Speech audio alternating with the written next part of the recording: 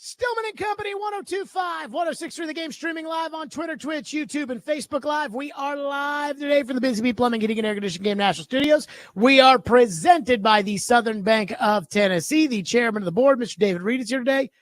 Hello, David Reed. Good afternoon, sir. How was your weekend? It was wonderful, and I want to wish a very happy Father's Day to all the dads out there. This was my first time joining the dad as part of Father's Day. You know, my dad, we went out to dinner last night, and my dad was like, oh, I thought everyone was taking me out to Father's Day. And then he remembered that this was my first Father's Day. So I'm not going to poo-poo on Father's Day. But my biggest thing with all the people texting me Happy Father's Day, which I appreciated, my biggest thing was, okay, you guys can stop. It's okay. We don't need to celebrate Father. We're good. It's good. It was fine. My theory, though, on Father's Day, and we should do the same for Mother's Day, is we should move it to Friday, and we should give all the fathers the day off. So if you're a father, you get the Friday off. Everybody else has to go to work. Everybody else has to go to school. But the fathers get the day off all by themselves. And we can do the same thing with Mother's Day, where, again, all the mothers get the day off on Friday instead of like a Sunday brunch. Am I the only person that likes that idea? I'm guessing that's probably the case. Okay, so I want to start on this. First of all, I'm disappointed with the NBA. Number one, because they should have played last night, and that means that hockey would have played tonight. Number two, well, I'm just always perpetually disappointed with the NBA. But I did watch a hockey game on Saturday night, and I watched Florida for the third time in 5 tries just kick the crap out of the Edmonton Oilers. And I picked Florida in 6 before the series. And let me just say, watching the Florida Panthers play hockey, and I have no ties to that community. I don't know any of the players on that team personally. So there's nothing, as far as like an internal bias about the Florida Panthers. But watching them play hockey is just so sexy. It is. They are so good. They are so talented. They play well together. They are so well coached. Their goalie doesn't crap his pants. They're solid defensively. This might be, in the 12 years I've been covering the NHL, the first year I covered the NHL was the 2013 Boston Bruins. They ended up in the Cup Final. And in 12 years of on and off covering the NHL, I think this Florida Panther team is the best team I've ever seen. Amongst these 12 years, salary cap era, really day-to-day caring and giving a rat's ass about hockey. They are dominant. They are relentless. They are good. And once again, it is so sexy to watch them play. And yes, everybody will try to emulate the best team, and they're the best team, so that's going to happen regardless. And yes, they drafted Alexander Barkov high in 2013 and Aaron Ekblad high in 2014. As we've documented on the program, drafting high is almost a requirement if you want to build a Stanley Cup team. Virtually everybody, except for the 2019 Blues, had a very, very high first-round pick on their team, either on the first line or the first pair, or we could go all the way back. But again, whether it's McKinnon or McDavid or Barkov or Eichel or, again, you got to have the big boys. Crosby, Ovechkin, you got to draft high to get those.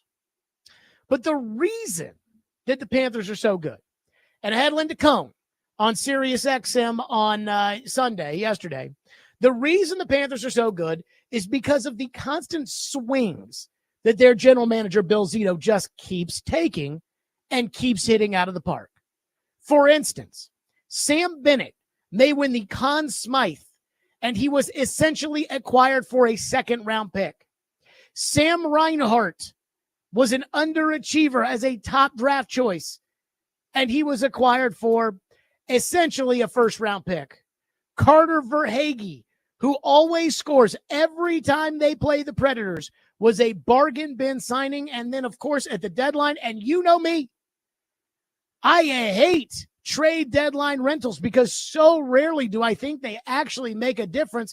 And yet Brad Marchand has been on fire for the Florida Panthers since being dealt from Boston. Not only that, they had the good fortune of being able to acquire Matthew Tkachuk, which was more about location and what they had to trade and everything else. But again, every swing it feels like the Florida Panthers keep taking, they keep connecting on and hitting out of the park. And then there's the big swing that Bill Zito took. And that was after Joel Quenneville got fired because of the Chicago scandal.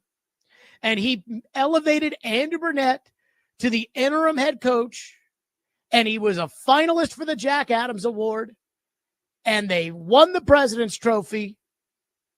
And then they got swept by Tampa in the second round. And Bill Zito decided, I got to go get somebody better at coach. I got to go get Paul Maurice. Now, when Florida made that move, their explanation at the time was not an indictment of Brunett. In fact, they wanted Brunett to stay on. But it was more so Bill Zito's philosophy that while we'd like to keep Brunett in the organization, we value more of what Paul Maurice is going to give us as the head coach. And that is a risky move. Again, when you are firing a guy who is voted the second best coach in the NHL that year, the guy you hire better be good. And good news for Bill Zito, Cup final, won the Cup, and going to win the Cup. And Barry Trotz has talked for years since he took this job about taking big swings. And when he says that, he's talking about risky moves with upside. It's funny, if something doesn't work out, it's going to be, oh, no, he took this risk and it didn't. He told everybody when he took the job, I'm going to take risks. But for the most part, he hasn't made a ton of what I would say big-time risky moves. Signing those old pawpaws last year, that wasn't really a big risky move because they didn't trade any future assets to get those guys. And again, soon enough, if you want to get out of these deals, you probably will be able to. Now, again, you weren't going to win before you got those guys, and apparently it looks like you're not going to win with them now. The Saros contract and the impending fallout with the trading of Yaroslav Askarov seems to be the biggest swing that Barry Trotz has taken so far as general manager of the Predators. And let me be completely frank, that may wind up being a cataclysmic disaster. You know I didn't want it before they did it. You know, because I said it on the air to Barry Trotz, I said, don't do it. I wouldn't do it. Don't do it. And they did it anyways. But what I can't get over is when I watch these Florida Panthers dominate in the Stanley Cup Final. It's almost like hockey porn for me. It's so nice to watch these guys play. They are so good. And I cannot get over the fact that the architect of what I think may actually end up being a dynasty, I don't think the Florida Panthers are going anywhere. And while they're not good because of their tax structure and their warm weather, it certainly doesn't hurt. But the architect of this, what I think is going to be a dynasty, made the bold decision to get rid of not just his coach, but your coach. He looked at it and said, I've got a team that can compete. We competed last year, but I need a better coach. I need Paul Maurice. I don't need Andrew Brunett. And then I look at your coach. And again, I think Andrew Brunett's a good guy, but as I have said, I think he lost the room last year. And once you lose the room in the NHL, you don't get it back. It's as simple as that. I look at how everybody wants to be like the good teams. The good team did what you won't do. The good team fired Andrew Brunett. And again, this time last year, I thought Brunett was a great coach. And I still think he's a good coach. But at the same time, we're trying to be like the winners, right? That's who you want to be? Well, what did the winners do? They fired Andrew Brunett. And you won't do it. Well, he's a good young coach. Yeah, well, Paul Maurice was a good old coach. And since then, Cup final, won the Cup, gonna win the Cup. Peter DeBoer's just sitting out there in free agency for anybody to have. Again, he's a great coach. But you won't do what the Florida Panthers did. And I can't get over that.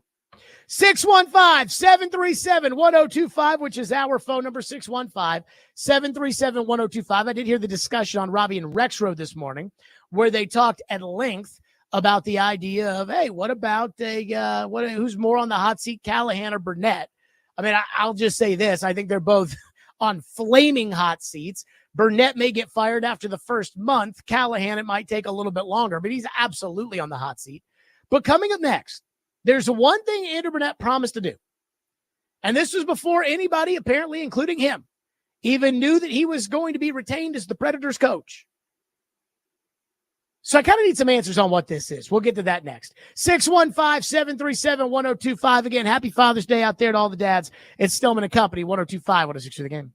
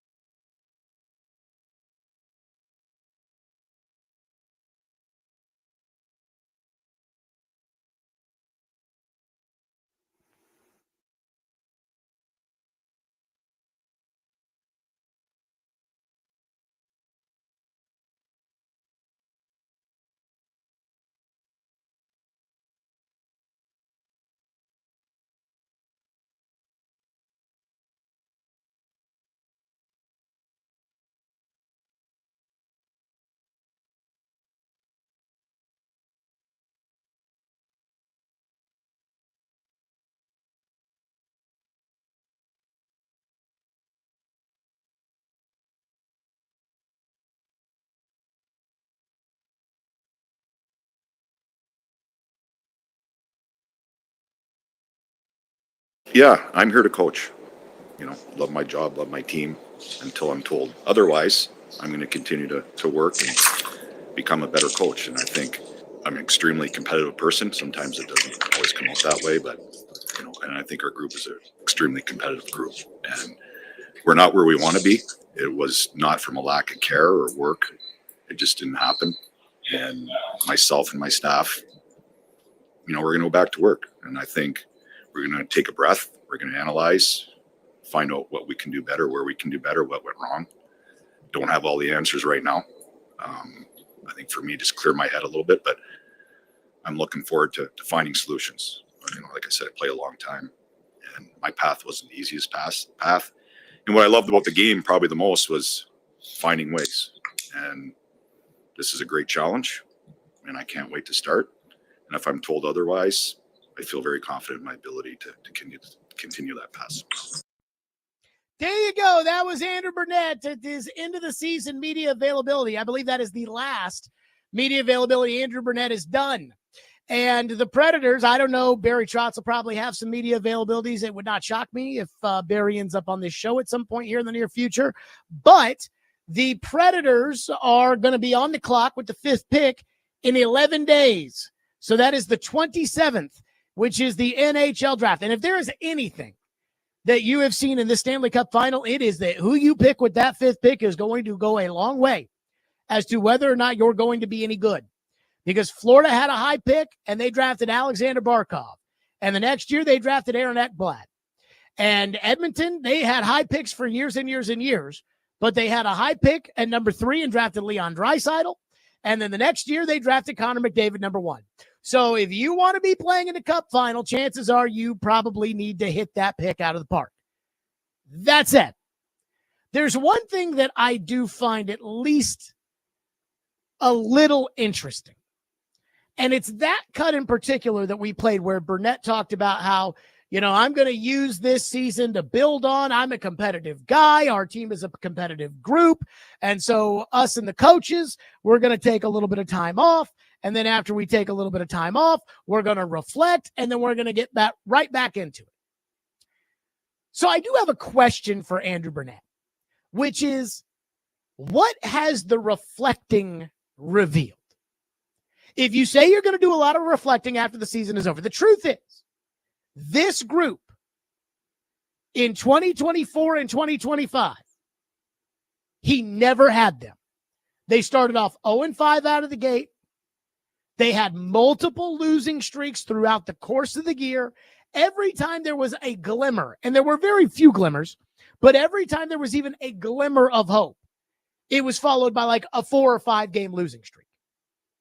At no point did I think Andrew Brunett had control of the situation. It felt like he kept searching for answers and coming up with nothing.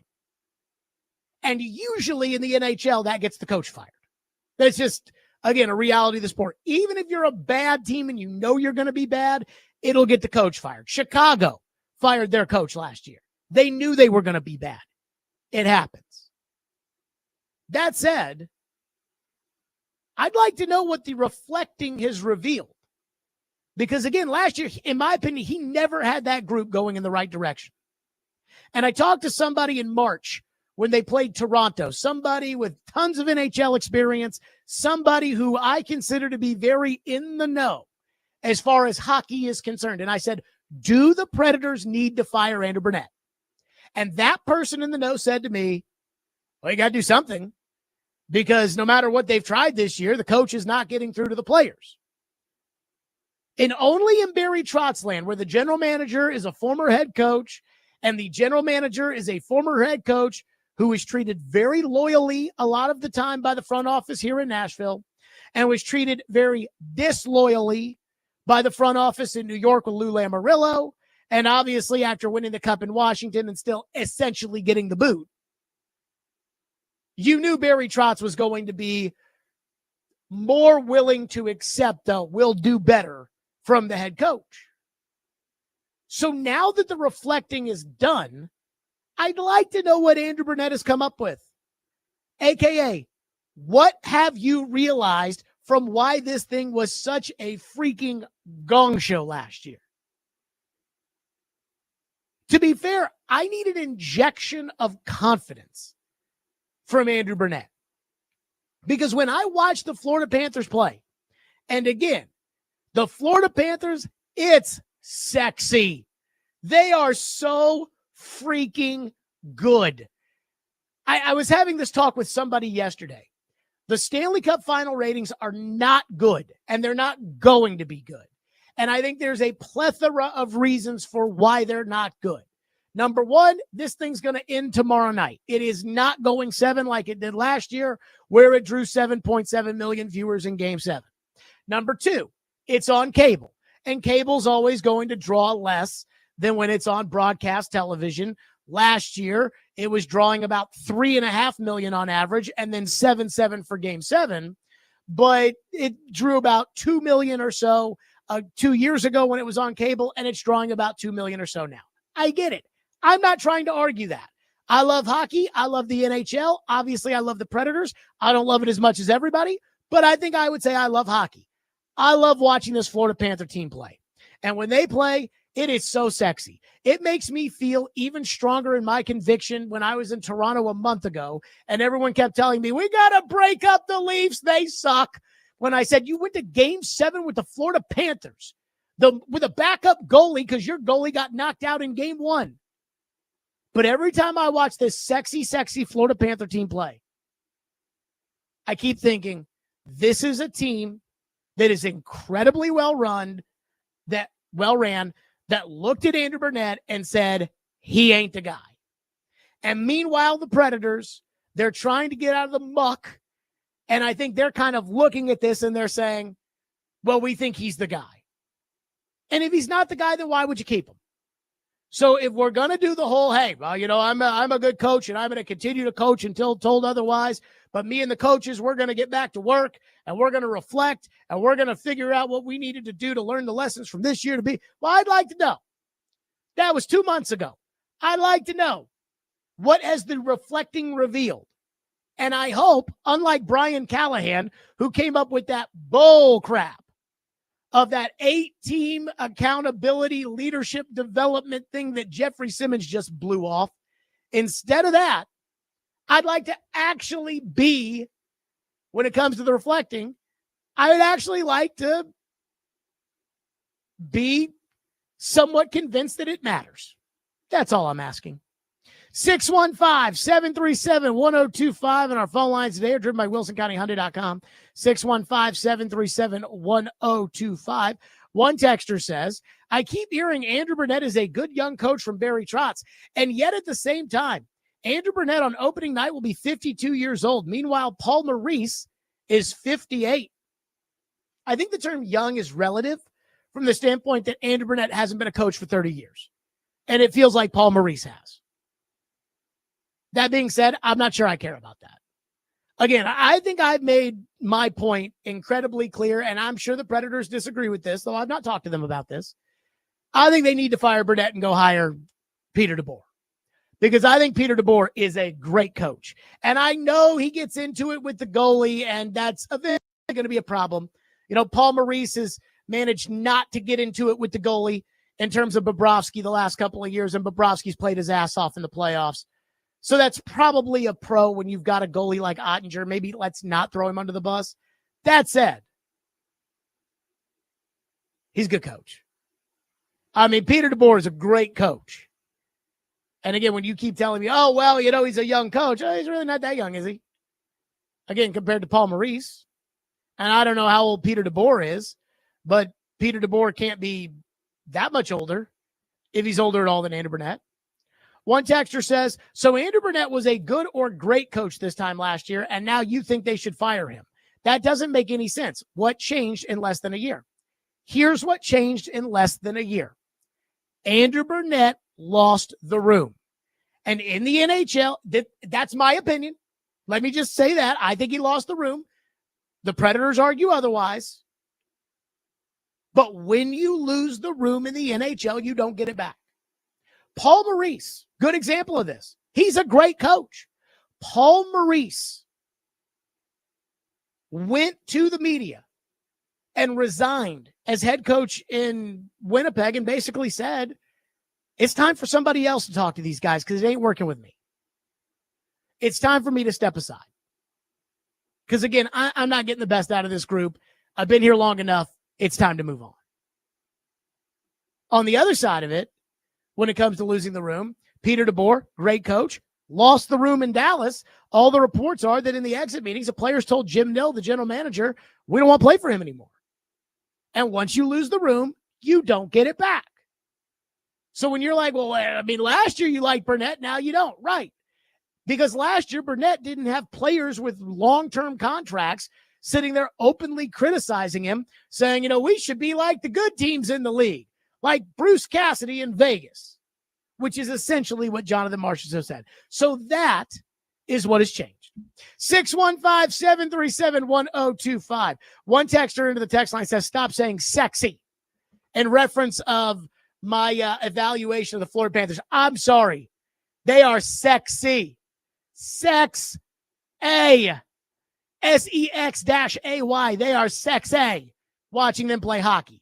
Now, that being said, there is one thing, and I know it only feels like Looney Tune land because we know the Predators aren't going to do some of these things. Doesn't mean that they shouldn't.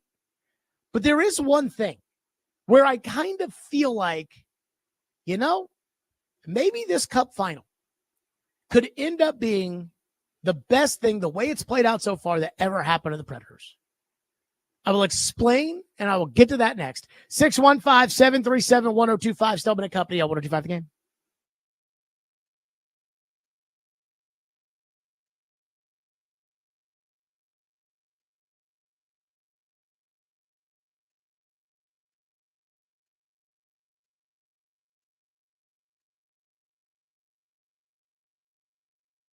Let's talk about Hiller Plumbing, Heating, Cooling, and Electrical. I love Hiller. They take great, and I mean great, care of my home. In all seriousness, I wish Hiller could work on my car because I got people taking care of my car, and it's like, pointing the fingers of who's the problem. And I wish I could have Hiller work on my car. That's why I love being able to have Hiller work on my home. Have you ever called a plumber, electrician, HVAC tech and felt like they were trying to sell you something that you absolutely did not need?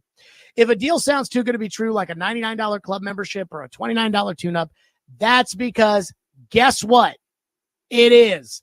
The reality is they have to find something to fix so they can cover their costs for the quote-unquote discounted club memberships. And unlike the other guys, Hiller never offers deals designed to trick you or sell you something that you do not need. So you hear me talking all the time about my friends at Hiller and how they take great care of my home, and you know that they do. And this is why I trust them. Again, I wish they could take care of my car. So schedule online at happyhiller.com. That's Hiller Plumbing, Heating, Cooling, and Electrical. Proud supporters of the Preds, the Vols, and Vandy. Hiller, call the Happy Face Truck today.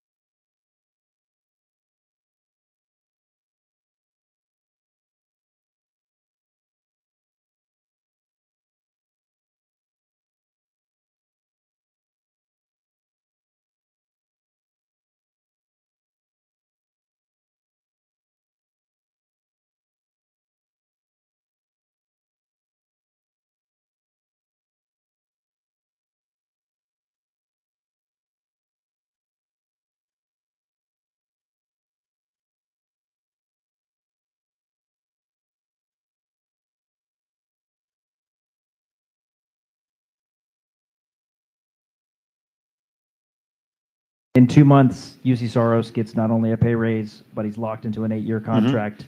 He's had 3 years of declining numbers. What's your level of concern as that's about to kick in?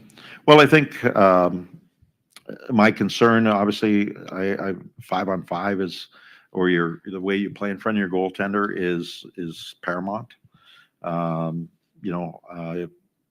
Every team, you can take a goaltender, you can take, the Vezina, the trophy winner, the top guys in our team in the league right now, and put them on our group this year. I think they would have declining numbers too. That's how I feel. So I believe I have a lot of trust in Juice. Juice has an ability he still moves very, very well. I think there's lots of tread on the tire. There you go. That was Barry Trotz. And that was about 2 months ago. And so we are, 14 days away. I think that's right. 14 days away from UC Saros and his big contract and that big pay raise kicking in there. And more importantly, the no movement clause, which, I can't believe they gave it to him. I said, don't give it to him. I said, don't do it. Don't do it. Don't do it. So that being said, I do believe that there may be a glimmer of hope that the Predators will get out of this, and maybe a glimmer of hope that the Predators might actually do it. I don't follow this NHL rumor report apparently on Twitter, but I'm guessing Adam Vingan does, because according to the NHL rumor, RUMOUR, rumor, the NHL rumor reports from Montreal, James Myrtle says that he's not sure the Predators see a realistic path to being good and may be willing to take a step back to be better in the future. That coming from the Leaf Report podcast with James Myrtle. Again, I have no idea what's what when it comes to the Predators. I know they love Saros, but again, I can't see how the Predators are keeping the coach, and they're not going to get rid of any of the old guys, and they're going to say we don't see a realistic path to being good. Then I don't know, maybe blow it up and get rid of the coach. That's just me. But the Stanley Cup Finals may be providing the Predators the opportunity for just what they need. And that is to get rid of UC Saros and get rid of that contract. And the Edmonton Oilers might be desperate enough to do it. I know Saros had a down year. He sucked. And that's probably because he's not that good, even though the Predators have convinced themselves that he's Pecorine 2.0. He's not. And also what Barry Trotz put out there, which is the defense they had in front of him was horrendous. I mean, they had guys out there, that number 20 Barron, he freaking sucks. And he's out there on the top pair, in front of UC Saros. So I do understand some of that.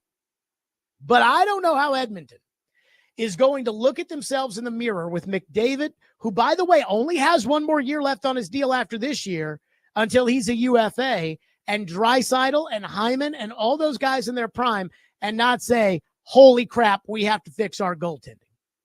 Because their goaltending sucks.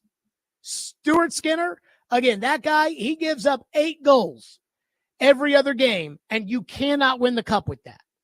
And Calvin Pickard, he's a backup. He's a nobody. And so while Saros is coming off of a down year, he still is a traditionally better goalie than Stuart Skinner. In fact, traditionally a much better goalie than Stuart Skinner. And also, if you're Edmonton, and I think McDavid wants to stay there, I haven't heard anything, that would go against that. It doesn't come off as Kevin Durant, for instance. But if you're Edmonton, don't you want to say to McDavid, like, hey, dude, we are all in on you winning the championship, and we're going to do whatever it takes to put a championship-type club around you. Which takes me to my deal. Who says no? Again, Edmonton's going to lose tomorrow night. That'll be 2 cups in a row. They will have played 13 games, and this year you can really say goaltending not good enough.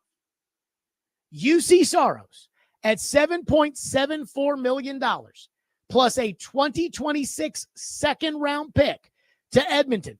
Edmonton doesn't care about the picks in terms of drafting players. They don't have any picks in this year's draft. They're not trying to draft young players. They don't care about the picks. So I give them a second in next year's draft so that at next year's deadline, they can flip that for somebody if they want to. Saros in a second rounder next year. You've got two. Saros in a second rounder next year for Ryan Nugent-Hopkins, who makes $5.1 million for the next 4 years. Probably more of he would be your second line center, but probably more of a traditional third line center. And Stuart Skinner at $2.6 million. He's got 1 year left. Now, maybe the Edmonton Oilers would say that's not enough, and I'll have to throw in one of the 2 seconds the Predators have this year. Again, I'd gladly do it. Because if I add Nugent-Hopkins can play center, and I'm not paying $8 million for 8 years like I would have had to in free agency last year for Elias Lindholm. And then I can move Stamkos back to the wing, and Marchessault can play the other wing, or Forsberg can play that wing. I don't care.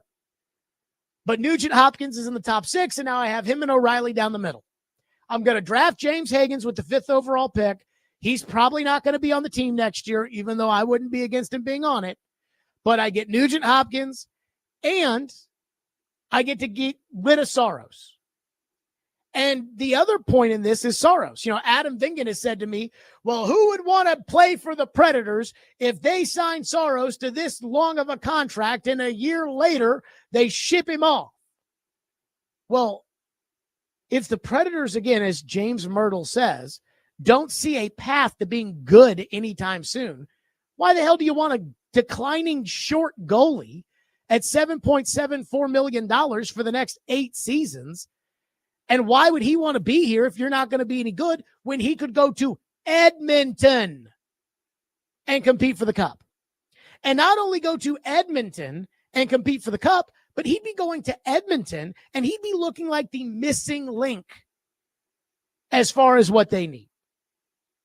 So I hope, and I don't think, and I haven't been keeping up with it too closely.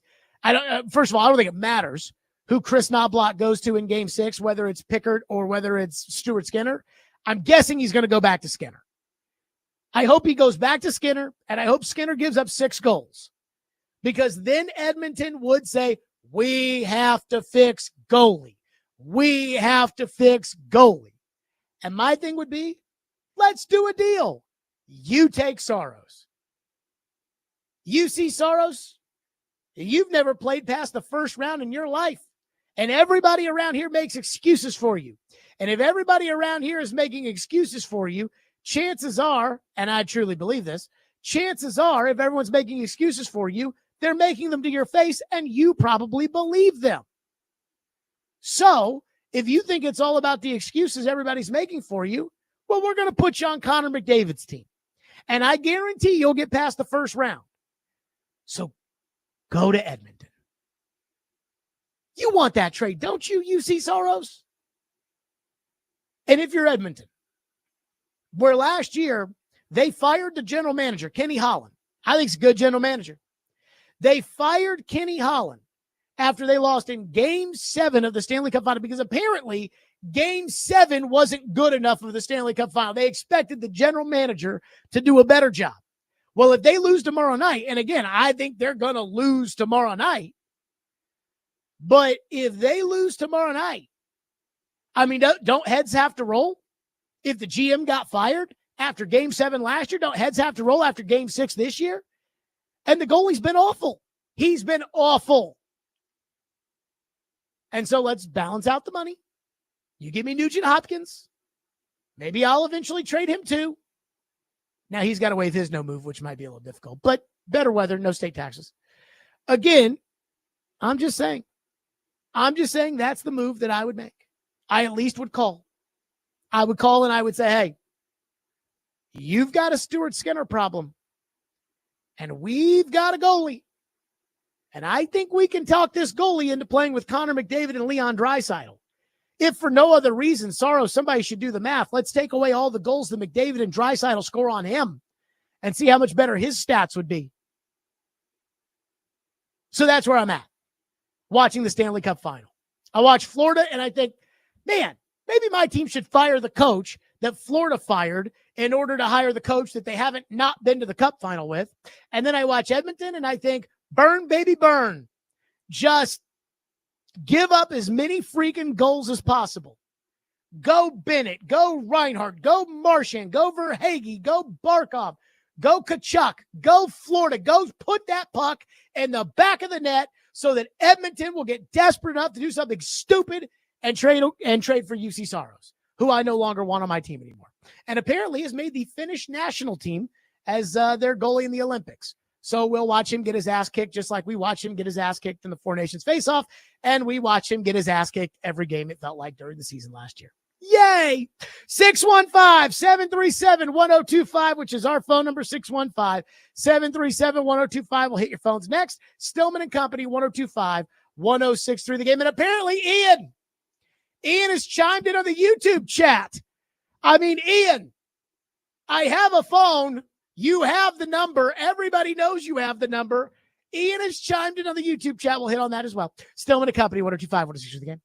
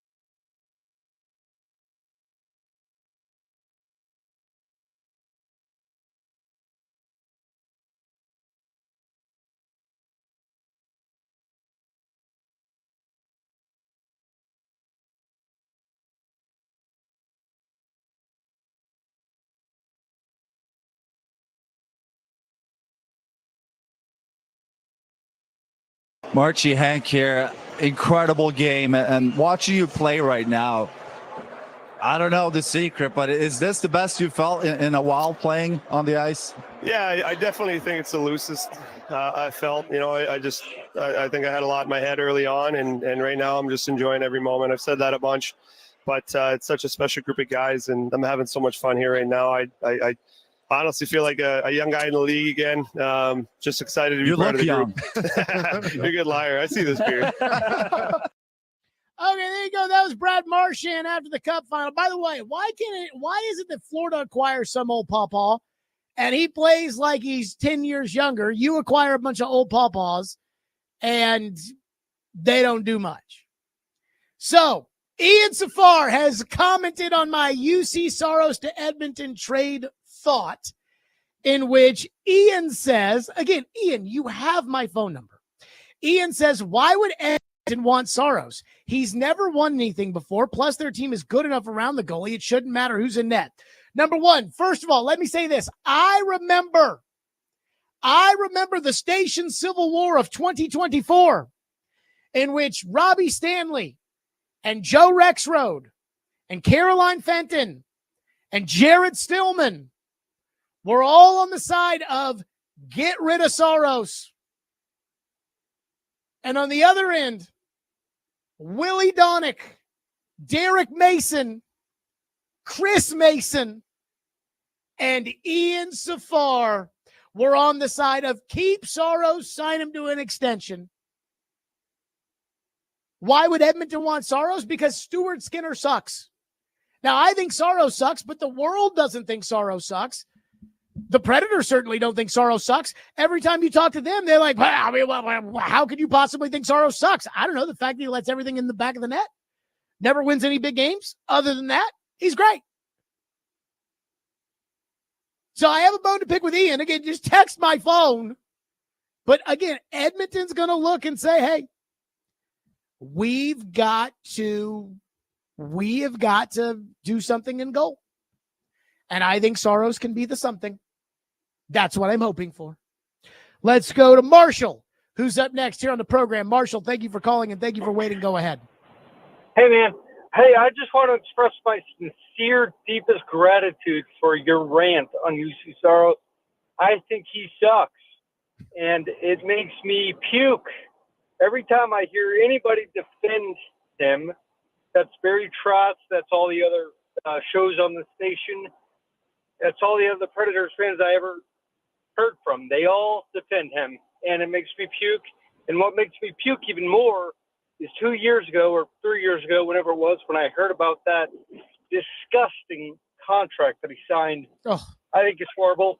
I think, even if he was in Edmonton, Jared, I still think Stuart Skinner's better than he is. So, anyway, thanks.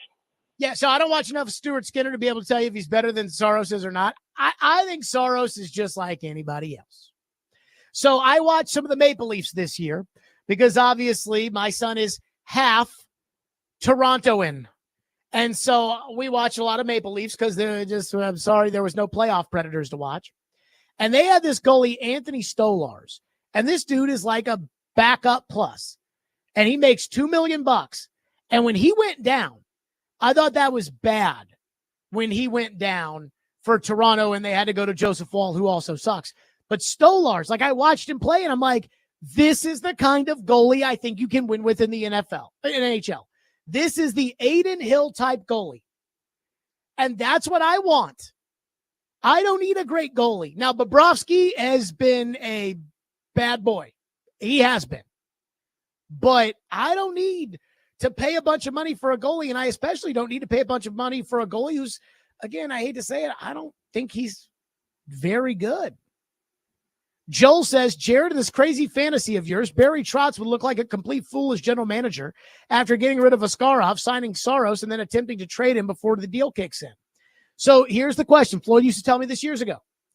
As general manager, you can either do your job or you can protect your job. So you're telling me like Barry Trotz would look so stupid if they were to do this. Well, are you worried about being stupid or are you worrying about putting a competitive hockey team out there? So if you're worried about looking stupid, then again, if that's your chief goal, well, good luck to you. But again, things change over the course of a year. This time last year, I thought Andrew Brunett was a great coach for the Predators and headed in the right direction. Now, I think he's lost the room and they should fire him for Peter DeBoer. And I think you should be allowed to think that. One texter says, if you're the Predators, hell no, with Nugent Hopkins, 49 points while on the same power play as McDavid. I would look at Bouchard or Nurse in that trade, even giving them one of the other two firsts. Man, now that would be bad if you had to give up one of the two firsts to get rid of Saros. But again, get something in return. One texter says, by New Year's Day, Andrew Brunett will be fired. And if Peter DeBoer, I'm going to say Kalen DeBoer. And if Peter DeBoer is still out there, Trotz should bring him in or else Trotz should be fired. I don't know if Trotz is going to fire Brunett by New Year's Day. If I had to bet on it, I would bet that he probably does. But, I mean, the one thing I do know in all of this over the last year, Barry Trotz does not want to fire Andrew Brunett. Matthew says, as much as we want Saros dealt, who's going to want to take on his contract?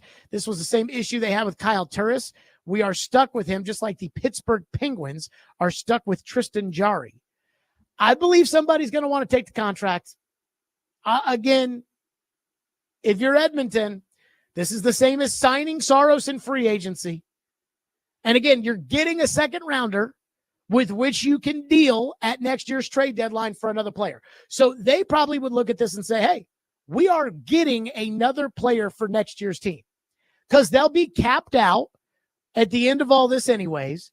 So they get capped out. Then somebody will be hurt by the trade deadline next year. So they can deal that second rounder in 2026 in order to get another player while the player who's hurt on their team is on long-term injured reserve. And then they can have them both in the playoffs. And they're going to have to do that because you cannot compete with the Florida Panthers and you cannot compete with the Vegas Golden Knights and you cannot compete with these teams in this league if you don't use the LTIR loophole that everybody else is using. Just can't do it. I do wonder if you're Edmonton, would you try to clear the decks on some of these contracts like Nugent Hopkins? Again, he's got a full no move, but would you try to clear the decks on some of the contracts to go make a move for Mitch Marner? And I don't know how I feel about Marner. I think he's kind of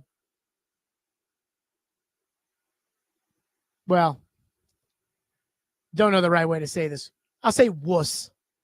He just doesn't win enough for me. But he did win in the Four Nations face-off, and Austin Matthews choked, and Austin Matthews choked in the playoffs again, so maybe it's an Austin Matthews problem. Who knows? 615-737-1025, which is our phone number.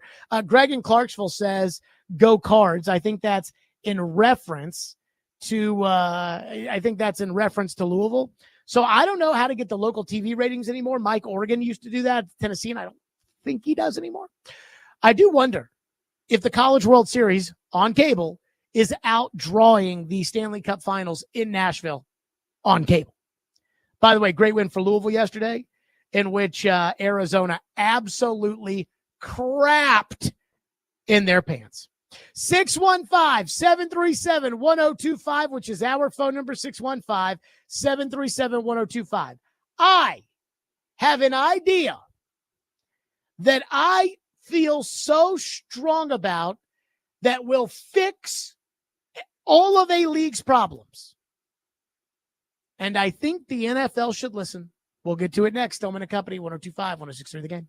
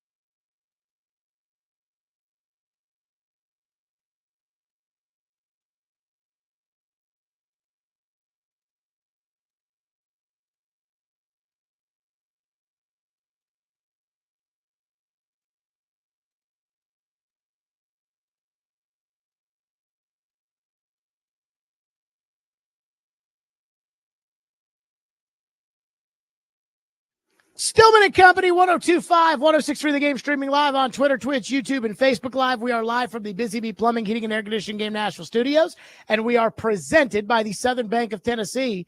So did you watch the big championship this weekend? David Reed, did you see the big championship? The champion was crowned this weekend. Did you see it? I can't for the life of me figure out what you're talking about. The UFL championship this weekend? No, I missed that one, man. So on Friday night, after the show was over, and after I had completed 21 hours of radio in 3 days, not to brag on myself, but that is quite the task. After having completed 21 hours of radio in 3 days, I had me a gummy cola, and Lindsay and I went out. We were watching Louisville play baseball on TV. And I saw at the bottom of the screen on ESPN where the College World Series was being broadcast. Tough loss for the Cards on Friday night, by the way. But I saw at the bottom of the screen, UFL Championship on Saturday. And then on Sunday, I was watching SportsCenter. And in between NHL talk and Major League Baseball talk and, of course, NBA talk, there was oh, by the way, the UFL Championship was yesterday. And here's two highlights. And Jordan Ta'amu was the MVP.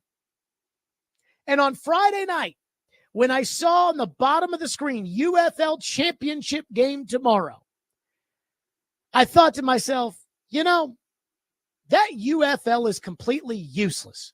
Mike Florio writes articles about it at Pro Football Talk about how nobody watches the UFL and nobody goes to the UFL games and the league's probably not making any money. And if you remember, this whole league thing started because the TV networks are desperately trying to get football on during the spring.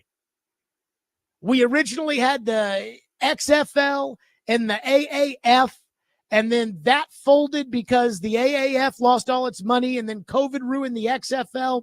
And then we had the USFL return. Fox tried to get behind that. And then The Rock brought back the XFL. And then the XFL and the USFL merged. And I don't think all the while with any of this going on, I watched a single one of these games, to be completely frank. But I know that there is, I think, an appetite for some spring football. It's just not this that they're putting out there. And so considering that I don't think anybody watched the UFL championship game on Saturday, again, I didn't watch it, and I'm sure most of you didn't watch it. And again, I'm not crapping on the UFL just to crap on it because I don't care enough about the UFL to crap on the UFL. This is what I thought Friday night, and this is what I firmly believe. ESPN is acquiring the NFL Network. So soon enough, NFL Network, it'll probably have the same graphics. It'll have the same name. It'll have the same studio. It'll have Rich Eisen and Michael Irvin. And all those guys you love, Kurt Warner, whomever. And it'll have similar programming and everything else, but it'll be owned by ESPN. And this is a massive, massive, massive billion-dollar deal that is going to go down here. And with ESPN acquiring the NFL Network, I think the NFL has the money to do what they really need to do, and that is they need to take control of one of these spring leagues, and the only spring league we have right now is the UFL. They need to take control of the UFL, and they need to make it their spring league and, more importantly, their de facto minor league. Every other pro sport has a minor leagues. There is AAA baseball, AA baseball, high A baseball, low A baseball. There is all kinds of minor league baseball. We all know about it. There is the G League in basketball. There is the American Hockey League or the OHL and juniors in the NHL. But there's really no minor league football. Now, yes, Division I college football is absolutely the minor leagues. But I'm talking about developing guys who are a little bit older than 21 and 22 years old. And every time this has come up in the past about, hey, you want somebody to give a rat's ass about these spring leagues? Get NFL players in them.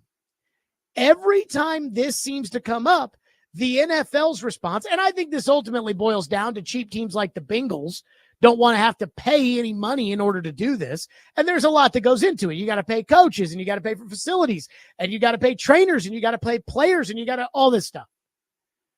But what I think what their argument always is, well, we don't want to ask our guys to play a whole season and then to go play a whole nother season. But I'm not asking for Derrick Henry to go play minor league football. I'm not asking for Jaden Daniels to go play minor league football or Josh Allen, either one of them. Josh Allen from the Bills, Josh Hines Allen from the Jags. I'm not asking for either one of them to play minor league football. I'm looking at the guys who I believe, need an opportunity to develop their skills, even though they're already in the NFL. Guys that, no disrespect, they're better than Jordan Ta'amu, like Trey Lance or Malik Willis or Anthony Richardson or even Will Levis. And I think more people would care about the spring football league if it were tied to your team. I mean, imagine if the Titans sent out 10 guys to the minor leagues and they said, okay, these guys are going to play in the UFL. And the UFL is on every Saturday and every Sunday as soon as the NFL season is over. So they announce it at the beginning of the playoffs. Okay, here are the 10 guys, and you can take guys signed to future contracts. You could say these are the 10 guys that are going from our team to whatever. The Gettysburg Cougars. And let's say Will Levis was going to go play quarterback this upcoming year so that he could improve. Don't you think you would care more than the 0% that it feels like everybody cares about when it comes to the UFL? And I really believe that I think there's a market for spring football. It just needs the NFL behind it. It doesn't need the NFL's blessing. I think the spring football leagues, for the most part, have the NFL's blessing, but they need the NFL's investment. College football doesn't have the NFL's investment, but they have the NFL's interest, because even if you're not a huge college guy, and there's a lot of cities around the country that are not like ours where we're big NFL and big college people, but there's a lot of cities, Boston, Chicago, around the country that are not big college sports, college football towns. But they're kind of interested in college football, if for no other reason, because they're going to draft these players into the pros. Well, could you imagine if every NFL fan base during the spring had guys developing that clearly, if the team is going to invest in sending them to play spring football, they may have a chance to make the team. They may have a chance to get better so that they can help the team. I mean, could you imagine going up to Bill Callahan and saying, hey, Bill, we're going to be able to send some of your guys because you only get 10 padded practices or whatever it is during training camp, and you get 3 preseason games, and then you get 17 games, and you hope you only use 5 guys on the offensive line. So, Bill, we're going to send the guys that you want to develop. We're going to send them off to the UFL, and they're going to be able to play offensive line. Do you think Bill Callahan would be sitting there saying, oh, whoa, I don't want to tire John Ojukwu out? Or do you think he'd say, hell yes, get him out there, get him the reps, get him the live bullets? So, again, not to crap on the UFL, I'm just saying, when I saw on the bottom of the screen during the College World Series, real competition, I saw tomorrow, and I don't even remember what time it was, like 2 p.m., 3 p.m., whatever. Tomorrow, 2 p.m., UFL Championship. I thought not one person on the planet is going to watch this UFL Championship game, but that there is a real opportunity, a real one, as far as spring football is concerned, if the NFL gets behind it and gets invested in it. And I don't want to hear the excuse. Again, I'm not asking you to send the good players to go play in the UFL. Amani Hooker and Calvin Ridley do not need to go play in the UFL. And, of course, it would be voluntary. But at the same time, don't you think Jalen Harrell could use some reps in the UFL? Cedric Gray, who didn't play last year, could use some reps in the UFL. So, NFL, I know you have a bunch of cheap ass owners like the Bengals and like Jerry Jones and surprisingly the Steelers who have been going on the cheap lately.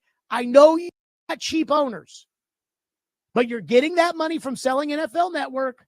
Let's put it behind this spring league so that then you own that spring league and you can make more TV money off of the spring league, and you give us and the fans a reason to get excited about it because our teams will be involved. That's all I'm asking. 615-737-1025. So, again, that's my big thesis right there is let's get the NFL involved in the spring league. Now, I can't believe I did this, but I actually went through okay, let's say tomorrow I become the king of the world, which would be very nice. And I had the power to make the NFL get involved with this spring league. Here's what I think I would do with it. And I've been thinking a lot about this, so we'll get to that next. 615-737-1025. It's Stillman & Company, 102.5, 106 for the game.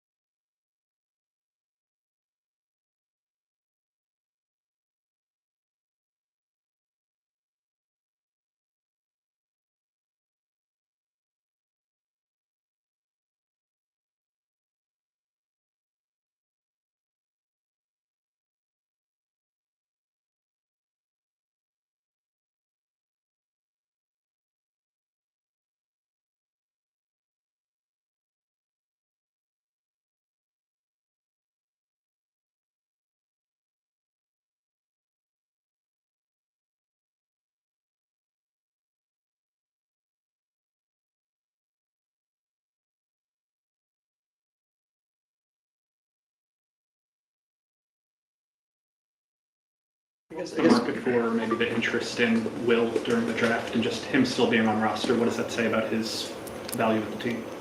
It's a lot of value. I think, there's going to be competition in every room, and he elevates the competition in that room That's what we're trying to do here as we get into training camp, is have the best 90-man roster, best competition in every room, and Will certainly provides that. Was there an attempt to move him during the draft? There was not.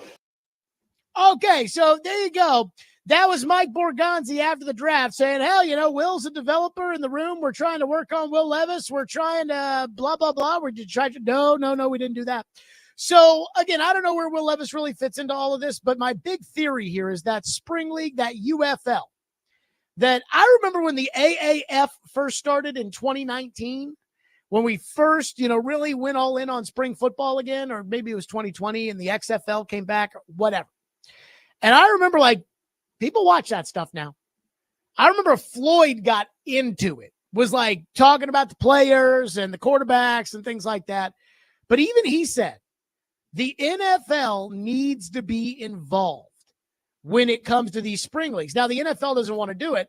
And David Reed, you'll never guess why the NFL doesn't want to do it. This is according to Floyd, or just no. This is just why the NFL won't do it.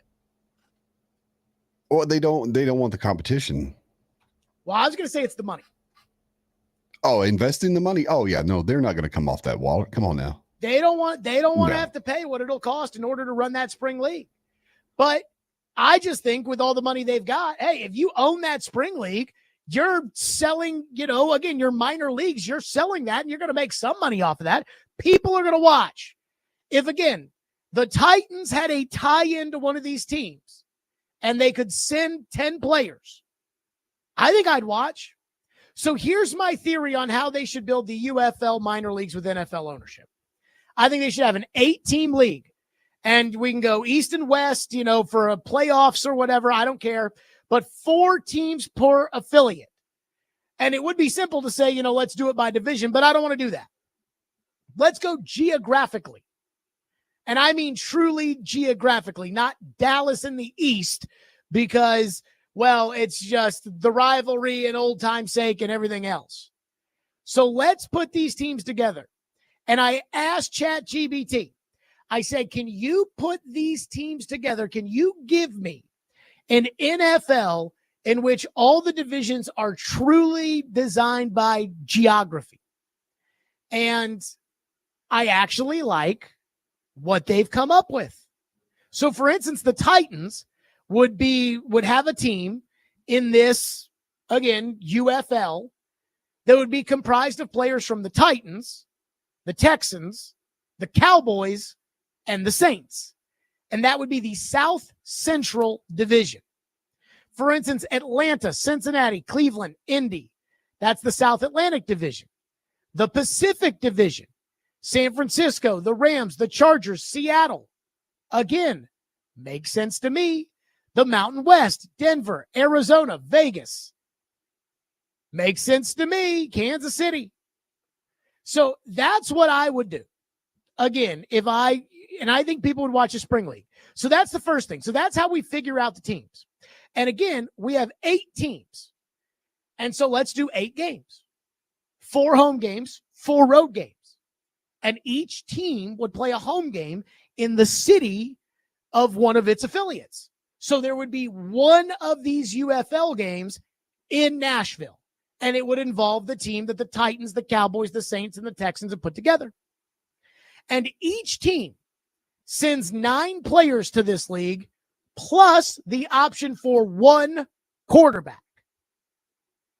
That's 40 players. Now, you can't send 10 players. You can only send 9 players and a quarterback. So if, let's say, you don't want to send a quarterback, then you don't have to. But you only send 9 players. That's 40 players. Then we'll add 13 players per team, and the league will split the cost on paying these guys, but that will add 13 players per team that can be added.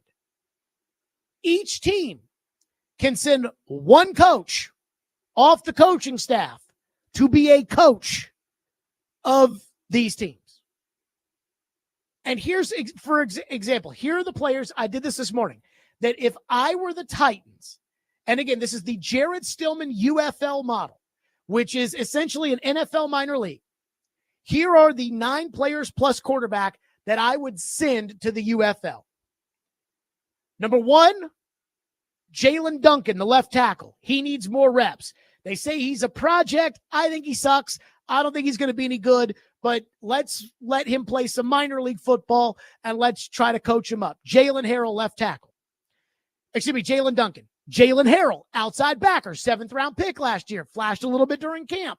Didn't really play a lot during the season. Let's send him out there. He's probably going to start on that minor league team out there and get a lot of reps. Cedric Gray, inside linebacker. Last year was hurt. They drafted him in the 4th round. He didn't play much. Let's put Cedric Gray out there because Cedric Gray needs the reps. Bryce Oliver, wide receiver. Again, these guys are going to miss all your offseason program, but that's okay. Bryce Oliver, I've said, hey, he competes well in practice. He competes well in the preseason. He did some nice things during the games last year. Let's put him out there in the UFL. Andrew Rupchich, a guard who plays, it feels like every year by necessity. He is always out there for the Titans in the preseason, but that's only 3 games of experience. Let's let him get out there and take 50, 60 reps in a UFL game so that he can get better when he shows up for training camp. Jaquan Jackson, the wide receiver. Jaquan Jackson, he's a forgotten guy around here. He has caught the football so far in the mini camp and in OTAs and everything else. Let's put him back out there at punt returner and see if he can actually catch the ball, or we can teach him how to catch the ball so that he can make a difference. And let's get him some receiver reps because he's not going to get a lot of them with the Titans. And let's try to make him a better player. And then again, if it doesn't work, so be it. Gabe Jeudy-Lally, the defensive back. The Titans had him playing a lot of snaps in minicamp this year, minicamp last year with the number ones, played a lot in the preseason, didn't play much during the season. They brought him back for some reason. Let's stick him out there, get him some minor league reps. David Martin Robinson, the tight end. James Williams, the inside linebacker special teams player. That's 9. What's the rule? 9 plus a quarterback. Will Levis. And if you were to do this, my guess is, and all the players can refuse an assignment to the UFL if they want to. Not going to force anybody to go there. My guess is the Saints on the same team as you, they're probably sending Spencer Rattler. So Levis isn't going to play 8 games, but Levis will play a significant amount and get snaps with what you would assume would be a better offensive line of minor leaguers against minor league pass rush. And let's let him work out some kinks. Again, 8 teams. You play 4 games at home, 4 games on the road. And so there'd be 1 game in Nashville, 1 game in Houston, 1 game in Dallas, and 1 game in New Orleans. And the team can decide wherever they want to play the games. So the Titans can decide, hey, we have a 1 UFL game. We're going to have 10 of our guys in this. Let's play it at Nissan Stadium, and maybe we'll sell 10,000 tickets. Or let's play it at Vanderbilt, where there's less seats, and it'll be more packed. But let's do that. If the Dallas Cowboys want to play at the Star, their practice facility that Jerry spent all that money on, they can play at the Star. Again, you play wherever you want. If New Orleans wants to play at Tulane, they can. If Houston wants to play at the University of Houston Stadium, or if they want to play at Minute Maid Park, or I guess you can't do that in the spring league, but if you want to play at NRG Stadium, be my guest. I'm trying to figure out what I'm missing here, because it's not exactly like the people of Birmingham are sitting there saying, oh man, Stallions football. So let's just do this. Again, tell me how it could be any worse than what it is now. Phone lines driven by WilsonCountyHyundai.com, 615-737-1025. Ellie has been waiting patiently and is up next here on the program. Ellie, thank you for calling. Ellie, go ahead. No, I agree. And they should make it like a quarterback development league, so give some more interest to teams. Don't let them tackle the quarterback. They maybe have like a flag or something so they don't get injured, and insurance policies won't have to be too high. The second thing is I think they can only play 7 games. And the third thing is they would have to move the draft up a month to get more people involved, possibly maybe some draft picks or a quarterback they think is going to be good but needs this development. So I don't want draft picks in there because they've been training for the draft. And I appreciate the call, Ellie. I thought a lot about this morning. I don't like the idea of draft picks playing, because if the Titans had draft picks playing in this, Then they're or UDFAs. Then the UDFA corners they spend a bunch of money on, I'd say send them out there. Restrepo, I'd say send him out there for all you people that just freaking love Restrepo. Send him out there. But I don't want draft. Those guys are training for the draft. They're not training to compete in football. So I'm not putting them out there. I did think the one that I thought about a lot today when it came to that was Quinn Ewers. I'm like, Ewers needs to play in the UFL, but he's a draft pick, so he can't this year. And I think that all the quarterbacks that go should have to be on their rookie contracts. So once you sign a second contract in the league, you are ineligible from playing in the UFL. And again, I would say you'd see a guy like Spencer Rattler there. You'd see a guy, again, so the Titans are on a team where it's 10 Titans, 10 Cowboys, 10 Saints, 10 Texans. I don't know if the Texans would send a quarterback or not. They're certainly not going to send C.J. Stroud. So if the Texans don't send a quarterback, then there's only 9 Texans. There's 3 quarterbacks. Dallas is sending Joe Milton to play in this league. Absolutely. They're sending Joe Milton. New Orleans is absolutely sending Spencer Rattler to play in this league. And you are absolutely sending Will Levis. Last year, you would have sent Malik Willis. So I'm just saying this is my theory as far as the UFL is concerned. Apparently, a lot of people want to weigh in on this. 615-737-1025. We'll hit your phones on this next. Again, Jared's for Fakta UFL idea. And I do have the other teams. So, again, I said, let's do this instead of, by division. Let's do this by pure geography.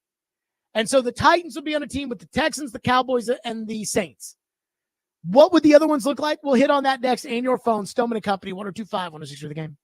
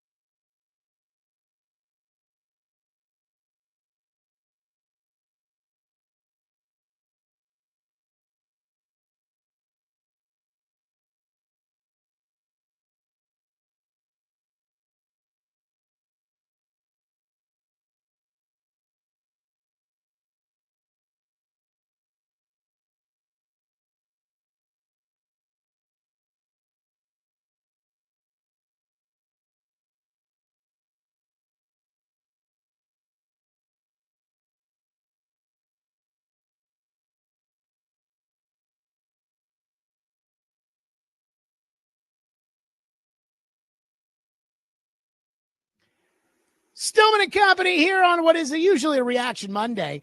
I got to say this. So this is my theory. Again, I was watching the Louisville-Oregon State baseball game on Friday night, and I saw at the bottom of the screen, UFL Championship tomorrow. You know, the UFL is the new spring league. You know, again, we've had about 15 different names for these different spring leagues. And nobody gives a rat's ass about the UFL. My theory is the NFL needs to get invested. They need to make it a minor league.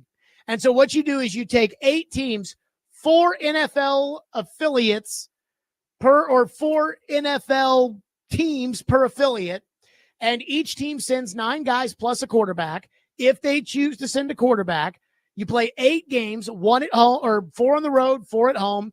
And so each NFL city gets a game with their home team there. And then we can have an East-West playoff or whatever. But I want to do the divisions. I actually want to do them via, the way that you would geographically. I want to make it easier on everybody, so we're going to do this geographically. So here you go. Here's the Northeast Division. New England, the Jets, the Giants, the Bills. The Mid-Atlantic Division. Again, this is another team. Philadelphia, Pittsburgh, Baltimore, Washington. The Southeast, which is really Florida and Carolina. Miami, Tampa, Jacksonville, Carolina. The South Central. Dallas, Houston, New Orleans, and Tennessee. South Atlantic, Atlanta, Cincy, Cleveland, Indy.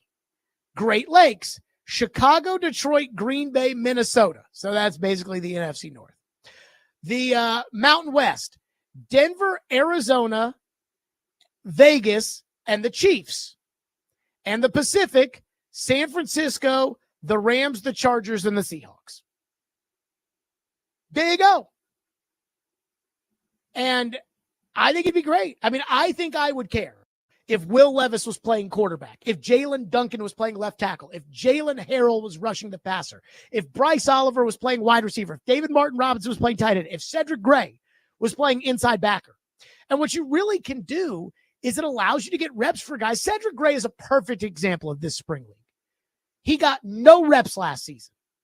Well, now he can make up for that in the spring league, in the UFL. Kevin says, damn, Stilly, you're making too much sense, buddy. I might stroke out. I also believe the UFL could pay a little bit more to grab some of the few kids that can't hack it in college with the student life. When's the last time you heard of a college student not having the grades to play? I think those days of that kind of stuff ever mattering, I think that stuff is over. So I don't think, again, no college kids. These have to be NFL players that are, and you can put UDFAs in there. You know, if you're Xavier Restrepo and you run a 4.84 40 and you don't get drafted, would you rather go to an NFL team in the offseason program or go sign as one of the 13 players on this UFL team and try to play your way into an NFL camp? Let's go to Steven, who's up next here on our program. Steven, thank you for calling. Thank you for waiting. Go ahead. Hey, Mr. Jared, how you doing? Good. Good. I like where your head's at. No offense, but a long time ago, I didn't really like listening to you. And I wasn't listening to the radio a lot recently, but here lately, you've been on fire. I appreciate the attitude. I think there was something with Cam Ward drafting him that you stood your ground and didn't just jump on the bandwagon with what everybody was saying. And anyway, I like where your head's at on this idea for player development, and I think that's a real big need. I know with our franchise, the Titans, maybe Steve McNair spoiled us with a quarterback that could get beat up and just come back for more. But I've thought since Mariota, at least, that we just chew up quarterbacks and spit them out and didn't give him what he needed. And I think he proved me right here recently. So anyway, those are my comments. I'm really enjoying it. And thanks a lot. Thank you for your call. Those are really, really kind words. I really enjoy what I do. That being said, I mean, if I have an opinion, I have it, and I'm not changing the opinion. I thought they should have gotten the draft picks from the Giants, so I have heard that supposedly, and I don't know if I believe this or not, but I have heard that the Giants draft pick offer, I think it was Kaharski said 2 1s and 2 2s. Adam Schefter said it was a 1 this year and a 1 next year and a 2 this year and more after that. I've been made aware of the possibility, I'm trying to think of the right way to say this here, I've been told that the Giants did not offer 2 number 1 picks. I don't know if it's true or not. No idea. And if that's the case, then it kind of changes my opinion. But for the most part, I stood firm, and I do appreciate the caller bringing up the fact that pretty much everybody else went from these quarterbacks suck, this quarterback class is terrible, to Cam Ward's our guy. And, I don't feel like I've really changed much. That did happen to me with Mariota.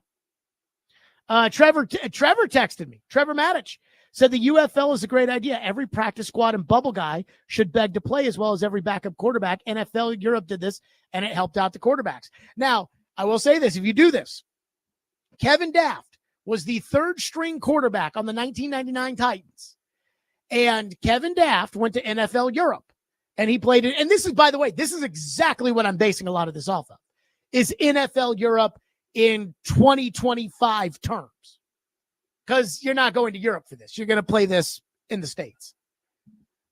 But Kevin Daft went to NFL Europe, and the Titans needed a quarterback for rookie minicamp because obviously McNair and Neil O'Donnell aren't going to be at rookie minicamp. So they signed Billy Volek. And then Billy Volek beat out Kevin Daft. So there's going to be some of those kind of stories. But again, cream rises to the top, man. And so I believe, hey, if you're Will Levis, wouldn't you like to go play in the UFL and kind of gain back your confidence and so on and so forth? Jared from Spring Hill says, I like this idea and the organization of it, but I'm not sure how much I would watch.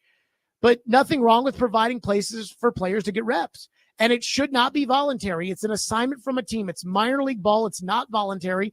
If it's voluntary, I don't know how many guys would go. Do you think Joe Milton would not want to go play ball in this league? Again, if you're doing this for 3 months and you're playing 4 games a month or whatever it is, Joe Milton's probably going to start and get a half in one game. And then Spencer Rattler will come in and get the second half in the next game. And then Will Levis will start the next game. And then in comes Joe Milton. And then Rattler starts and in comes Levis. And then it would be some sort of rotation. And you're telling me you wouldn't watch that? In all seriousness, you wouldn't watch that. I mean, I think a lot of people would watch that. One texter says, people don't watch because the players already suck in the first place. It's not like they don't go because they aren't NFL affiliated. Again, but none of these guys, for the most part, there might be a kicker who goes from the UFL and plays on the Titans. But there is nothing.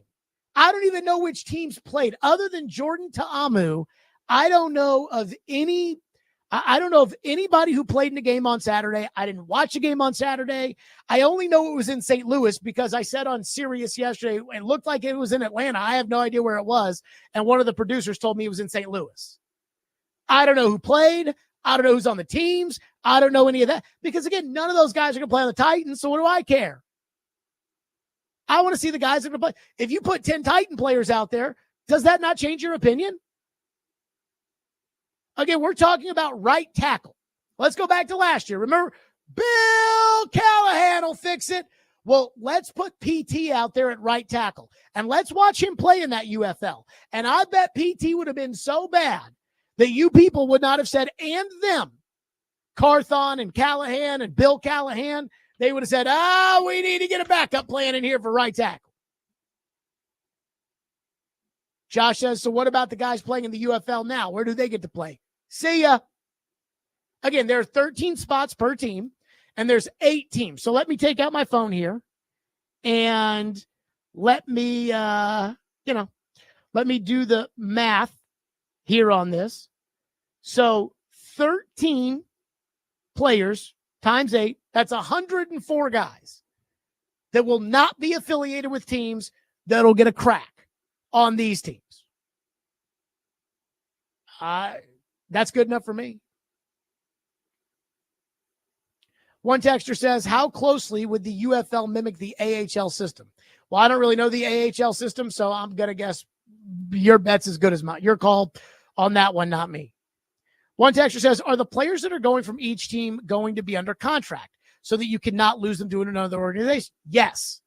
So again, the players I picked for the Titans in this philosophical UFL minor league NFL affiliation would be Will Levis under contract, Jalen Duncan under contract, Jalen Harrell under contract, Cedric Gray under contract, Bryce Oliver under contract, Andrew Rupschitz under contract, Jaquan Jackson, Gabe Judy Lawling, David Martin Robinson, James Williams, all under contract.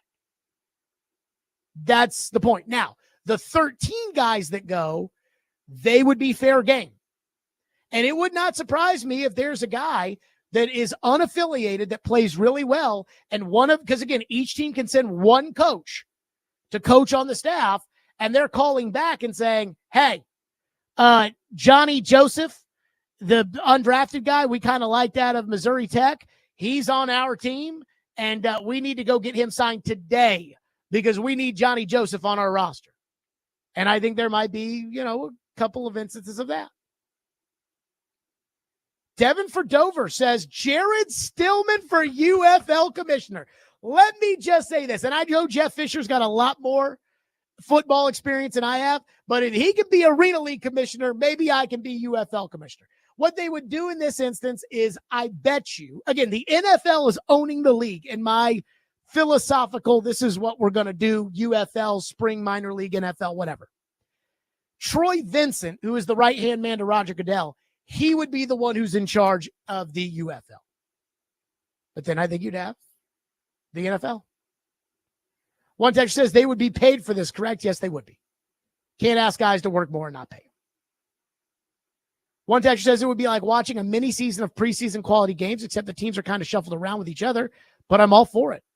Again, I'm telling you, and aren't there going to be some guys that maybe are Cowboys or Texans or Saints that if we're watching the Titans play every week, we're watching 10 Titans, 10 Cowboys, 10 Saints, 10 Texans, that we're like, yo, did you see this? Johnny Joseph has hit the waiver wire. I think we need to claim him. He looked pretty good out there. So I'm all for this idea. Again, this idea that was hatched by me. I mean, again, it's not the first person that ever thought about anything like this, but definitely kind of, I'm into it. 615-737-1025, more of your phones. Plus, Adam Vingan must be listening on delay, because Adam Vingan has already texted me all mad about something that was said in the 2:00 hour. So we may have to hit on this as well. 615-737-1025. Stillman and Company, 1025. What is the game?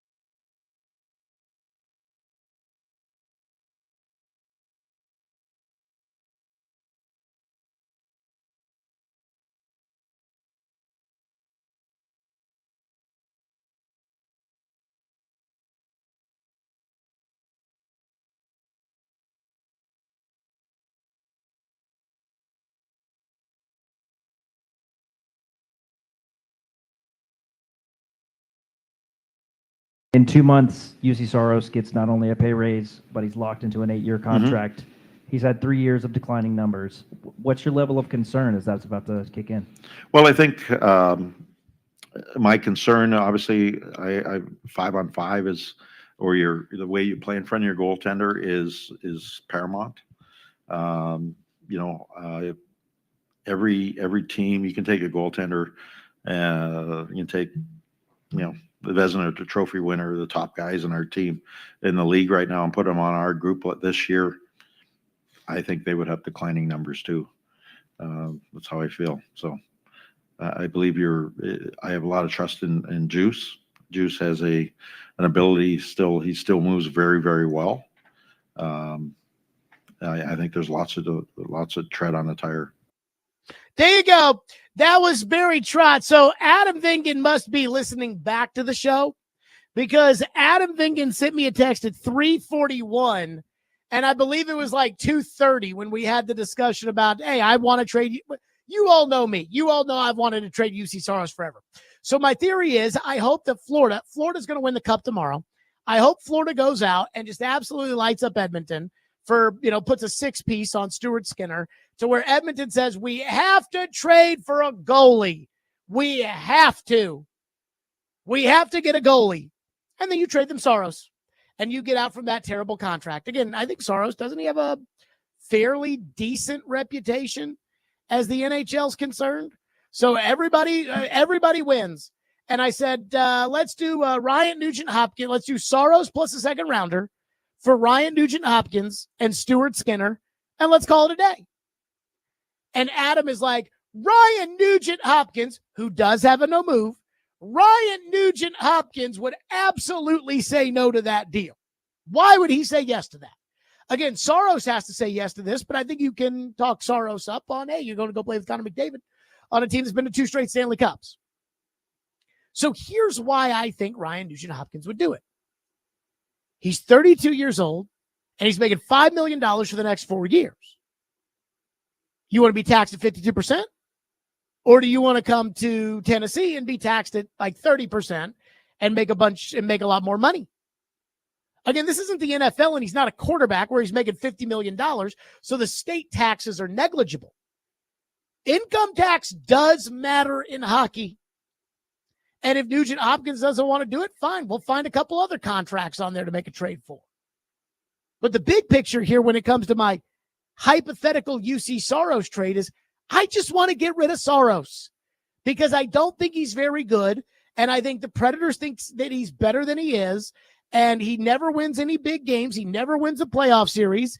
So I'm ready to move on. And I was ready to move on before they gave him the contract and before he had the horrendous season that he had this past year. So if Nugent-Hopkins doesn't want to do it, fine, we'll go get somebody else. Figure it out. But that was just my first idea. And I think that the state tax, maybe Nugent-Hopkins say, okay, now I'll go play with Stamkos, Marchessault, Brady Shea, Yossi, Forsberg, and let's give it a whirl. And Stuart Skinner's in net, which, again, I think he kind of sucks, but I can live with that. So, again, here's what I'm trying to do. I'm trying to come up with solutions. We all know the problems. I'm trying to come up with solutions. Every time I bring up a solution, let's fire Andrew Brunett and hire Peter DeBoer. Oh, no, can't do that. Let's trade Jussi Saros, who kind of sucks. At least he sucked last year. He never wins in the playoffs. Oh, no, we can't do that. So what's the solution? Let's fire Andrew Brunett because he's lost the room. Oh, no, can't do that. So, Adam, you give me the solution. Ian, you give me the solution, you people who don't like this.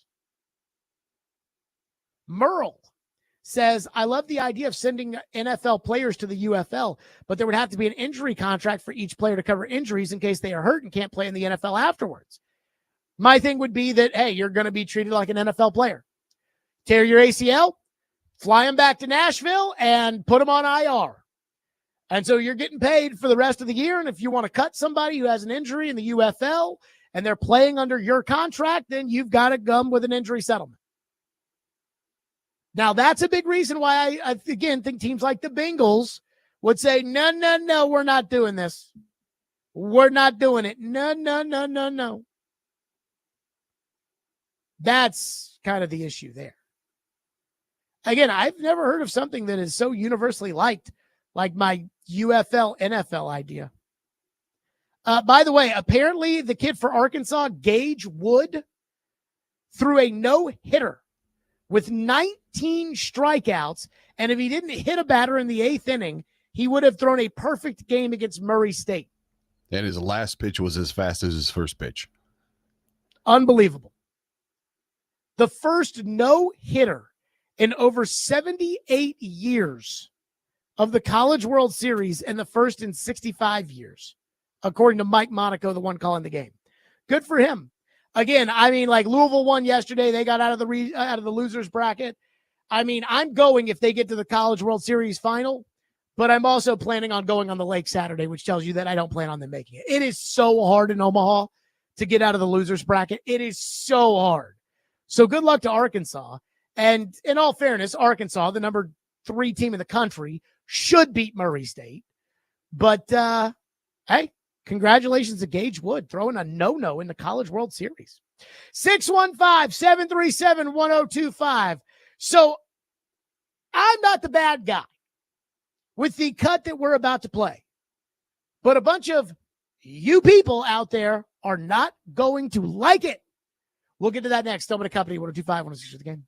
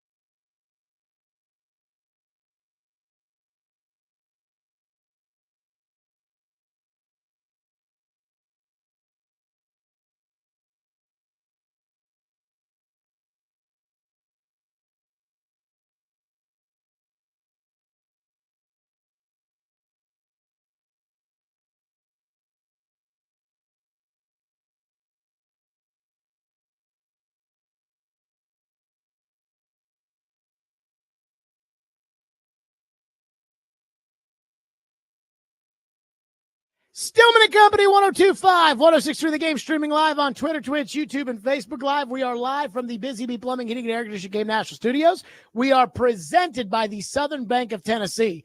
By the way, we do have at least one, maybe two, Jared Stillman Sports Lectures coming up today on the program.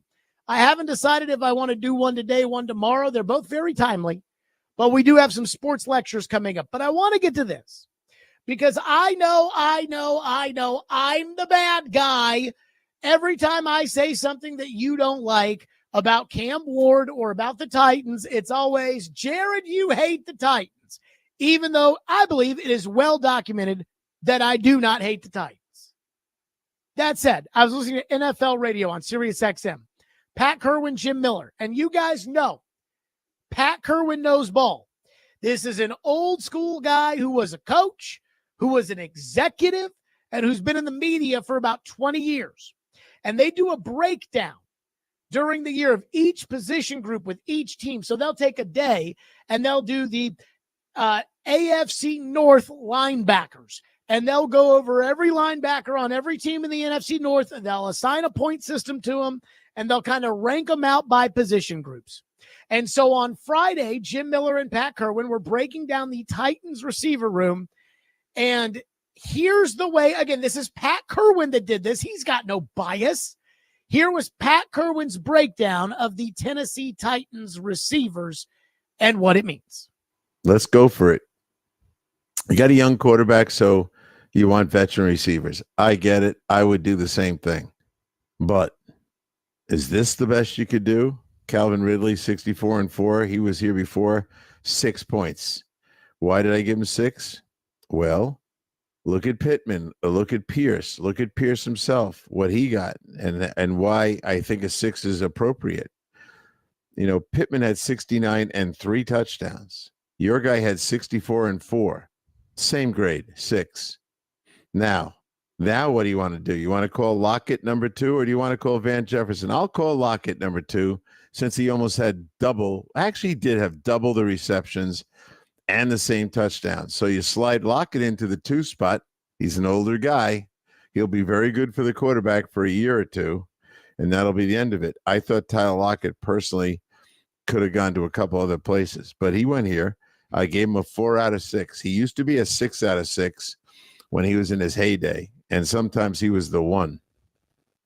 Van Jefferson slides to the 3 spot where he belongs with 24 catches and 2 touchdowns. By the way, he played 63% of the plays. He should have been able to do better than 24 receptions, but he's who he is. He gets a 3, and I could have made it a 2. But I get why he's there, and the quarterback's going to need him. Ridley, Lockett, Jefferson. Now you go to the backups. 2 rookies, that's 0. Burks, a total disaster, 0. Add it all up, is 12. 12 points. I believe that's our lowest score to date, would be the Tennessee Titans. So it's getting there. I mean, they walk through the entire receiver room and say, boy, that's one of the lowest ones we've had. Now, I don't want to be the guy to have to piss in everybody's Cheerios. But when I keep hearing, we want to be optimistic, Jared, I keep thinking to myself, optimistic how? There was a period of time during this offseason where Titan fans kept saying, Cam Ward is the next Steve McNair, Jared, or he's Patrick Mahomes, Jared. And then I would suggest, okay, well, do they have a plan for sitting him on the bench? Are they going to draft him and sit him? Oh, no, Jared, you can't do that. Even though Mahomes and McNair sat as rookies. Then there's Cam Ward's coach. Last year, everybody was so optimistic that Brian Callahan was going to turn Will Levis into Joe Burrow, and that Bill Callahan was going to fix the offensive line. And now we know, let's see if Callahan is a good coach or not. If you had to bet your family on Brian Callahan making it, I know most of you would not. The tight ends absolutely stink. Everybody knows that. And now Pat Kerwin, who once again, he's got no bias in this. He's got no dog in this fight. Pat Kerwin is saying, yeah, your wide receivers are the lowest to date.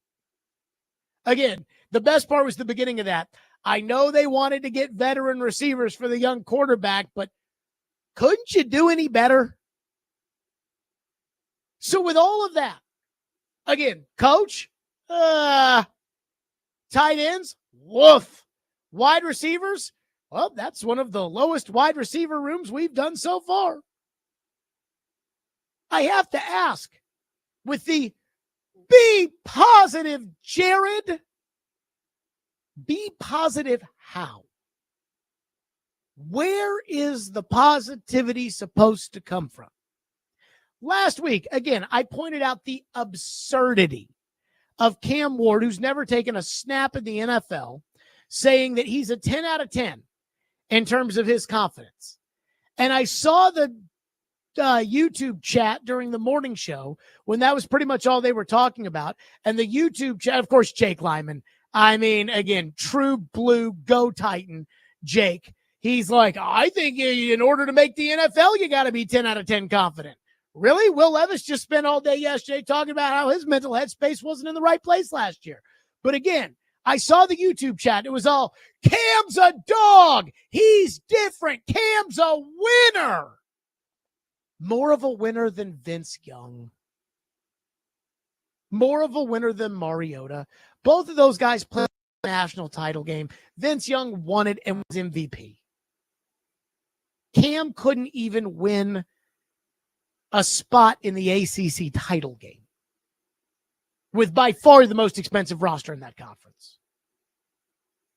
So again, this be positive, Jared.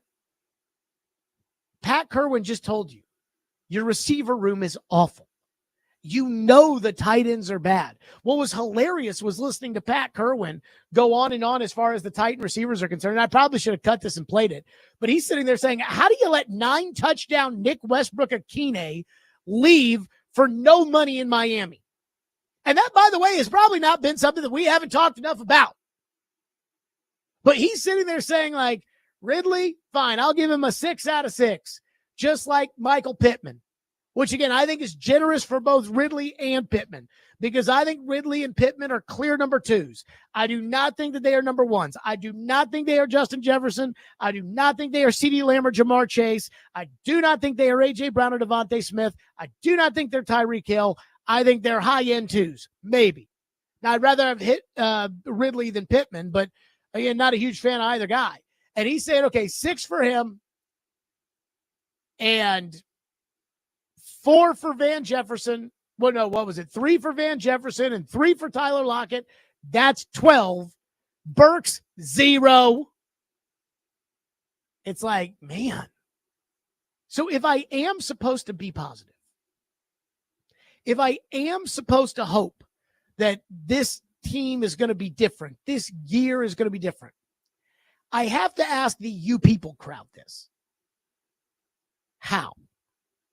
Again, you keep telling me that Cam Ward is McNair, but you don't want to sit Cam Ward on the bench and develop McNair the way that McNair was developed.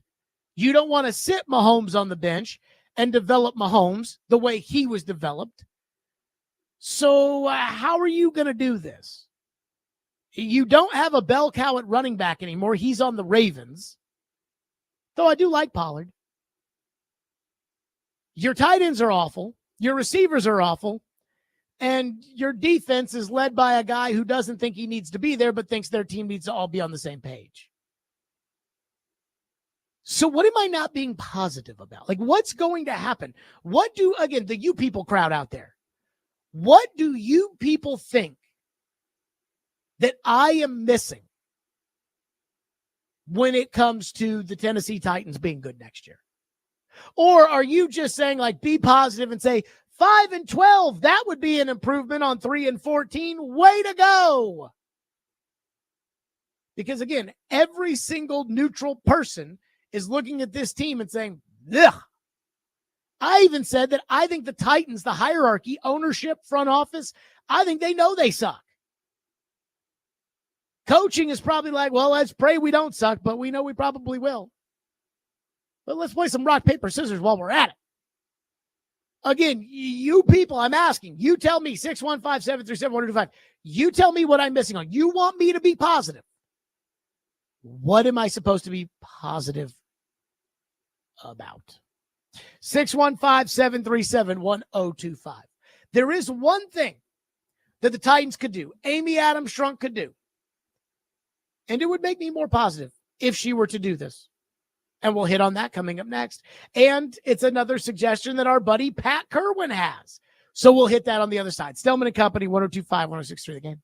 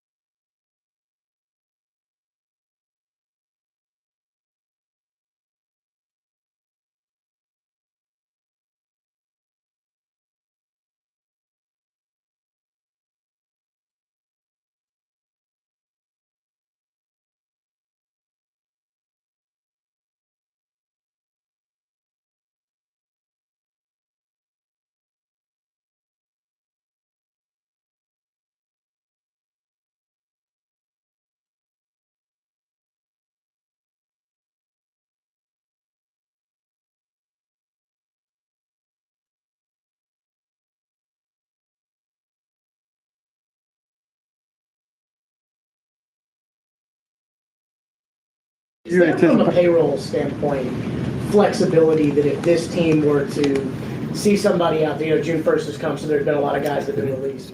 Does this team have the payroll flexibility to add on a big salary or a medium-sized salary?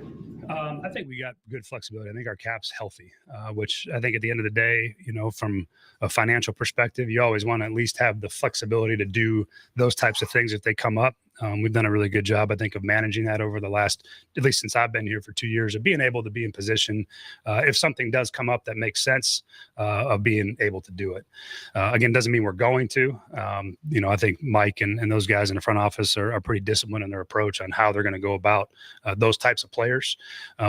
But I think we have the flexibility to add players where needed from now until, whenever that end point comes for us. The trade deadline, I think, is probably the last point. But yeah, they're going to do their due diligence on anybody that comes available between now and a training camp for sure. Again, with the waiver claim as well. But we have the flexibility to do what we would need to do.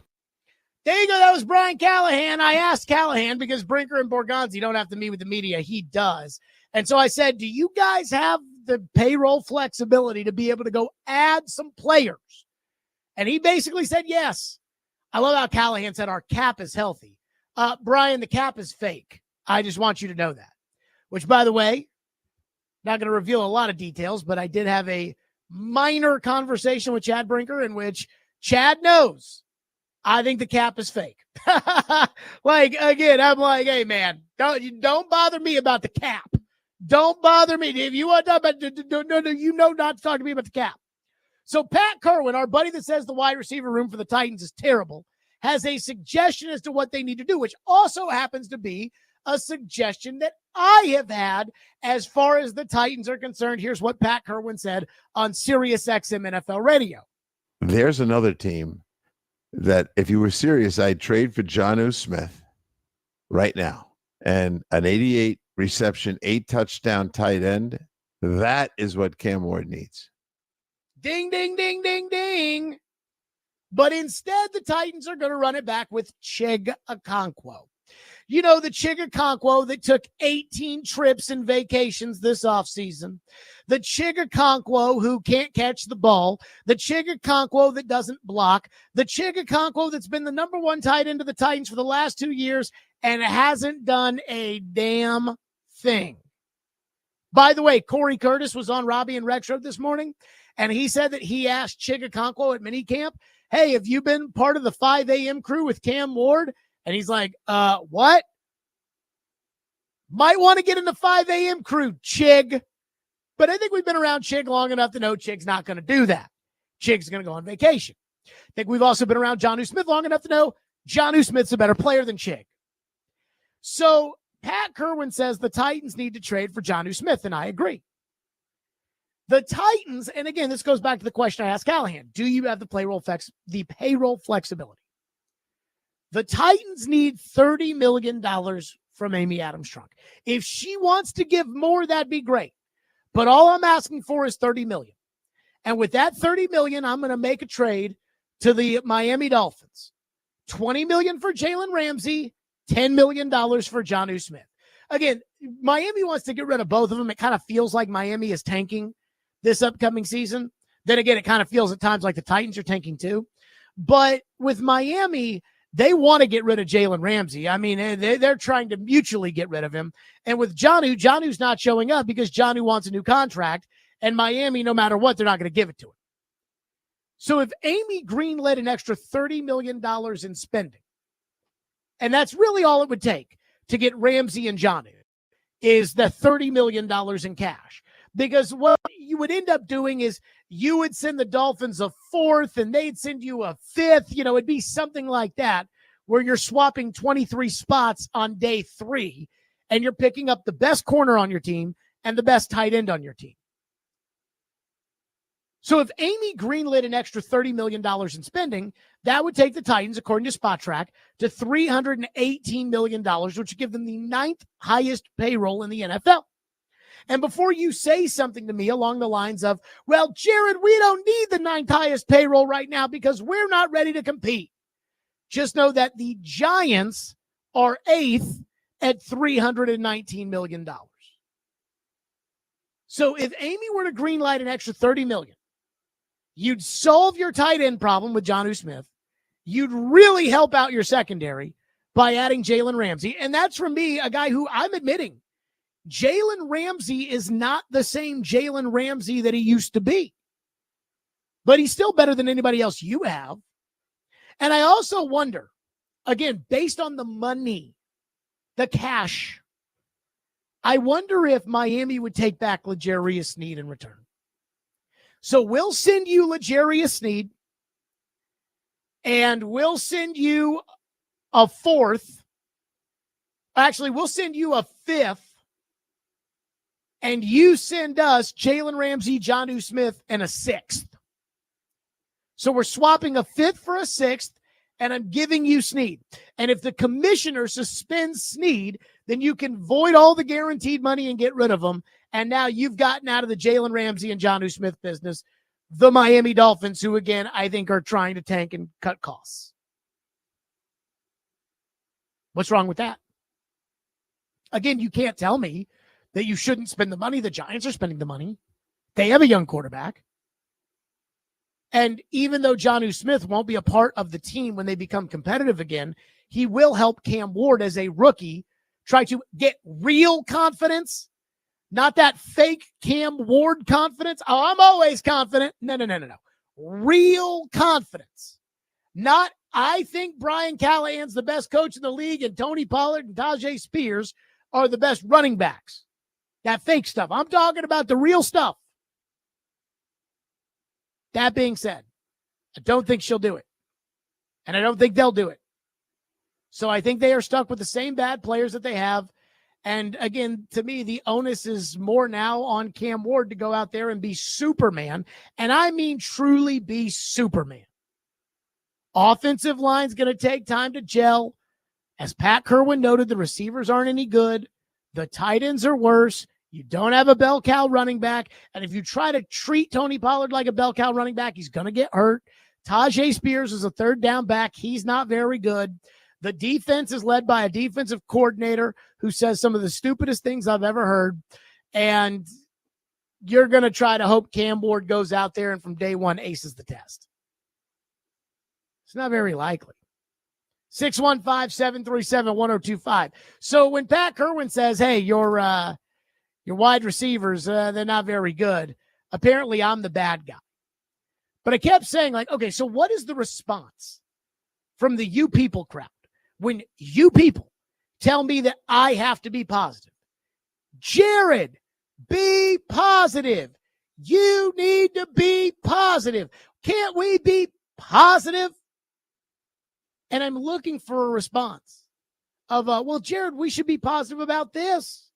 Or, Jared, we should be positive about that. And instead, here's what I've got. LD from McMinnville says, and our phone line is driven by WilsonCountyHunter.com. LD from McMinnville says, you have no idea, neither do I, about the tight end from Texas, whether he'll be good or not. You don't know if that 4th round pick is going to be good or not. A 4th round pick. That's all we're banking on here. A 4th round pick. Greg in Clarksville, they stink.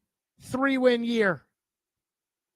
Somebody in the YouTube chat said, again, where is the distinguished gentleman? Give me the positive take, Mr. Distinguished Gentleman. YouTube chatter says, I've been trying to figure out why you love being the villain and talk in the third person. You want to be Mad Dog Russo so bad you can taste it. Well, I think Mad Dog Russo and I do very different radio. Now, I will say this. I have been watching the documentary on Alex Cooper, the host of the Call Her Daddy podcast. Now, I'm just going to tell you right now, I'm not a Call Your Daddy person.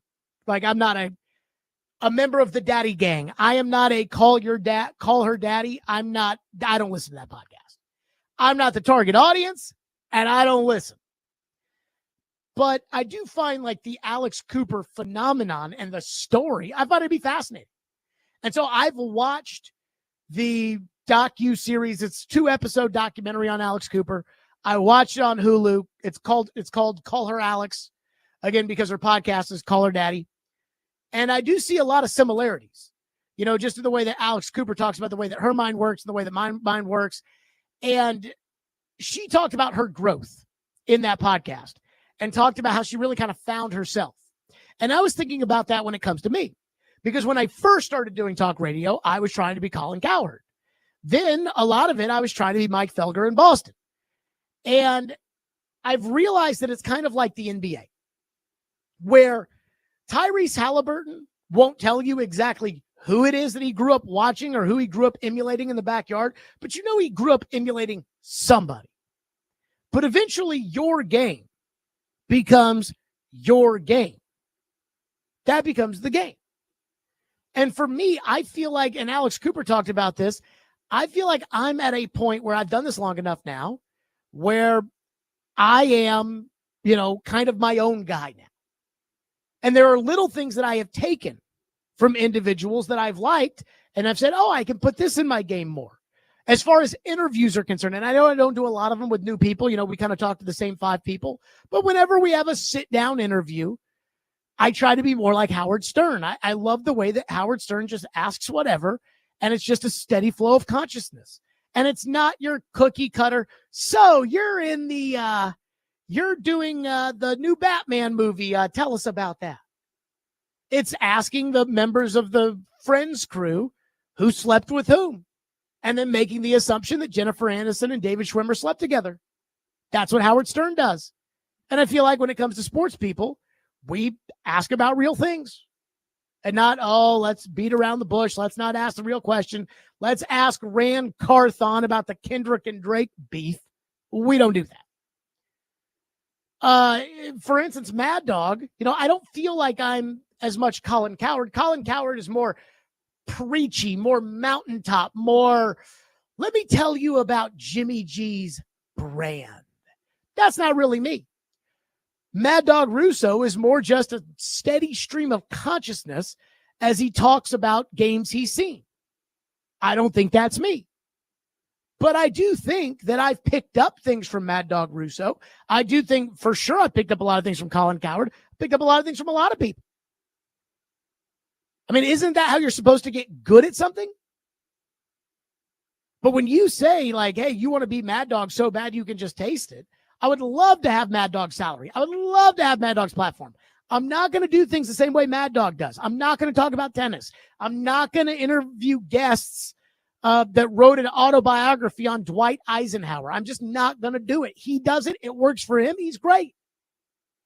And then the second part, that you can taste it. I mean, I can't taste it right now being Mad Dog. I'm happy with the job I have. Let me be totally clear about that. But I can't taste getting to the top right now. I'd love it if I could taste it. I can't taste it right now. But thank you for, I guess, what is a compliment. I don't know.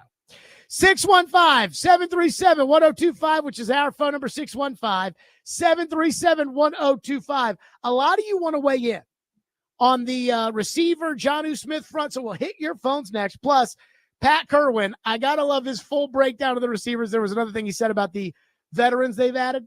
There's a name Pat Kerwin has not highlighted that you people absolutely love. We'll hit on that coming up. 615-737-1025 here on our program. This week's Nationals Best Deal is Body Rock. Boy, I'll tell you, there's a Body Rock on every corner. And I'll say this, the women of Instagram love Body Rock. Plank, lunge, twist, and push your limits with Body Rock's dynamic muscle sculpting Pilates-inspired class.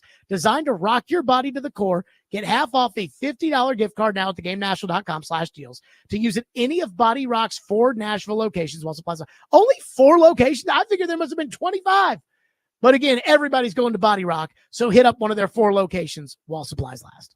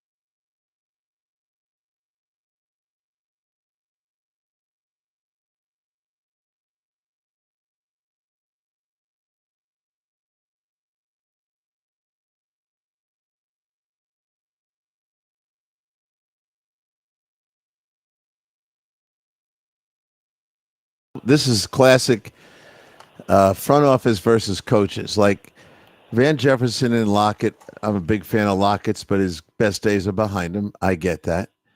But they're going to look great in camp because they're savvy veterans. They've been around. They know what they're doing. How is Iomora going to get on the field?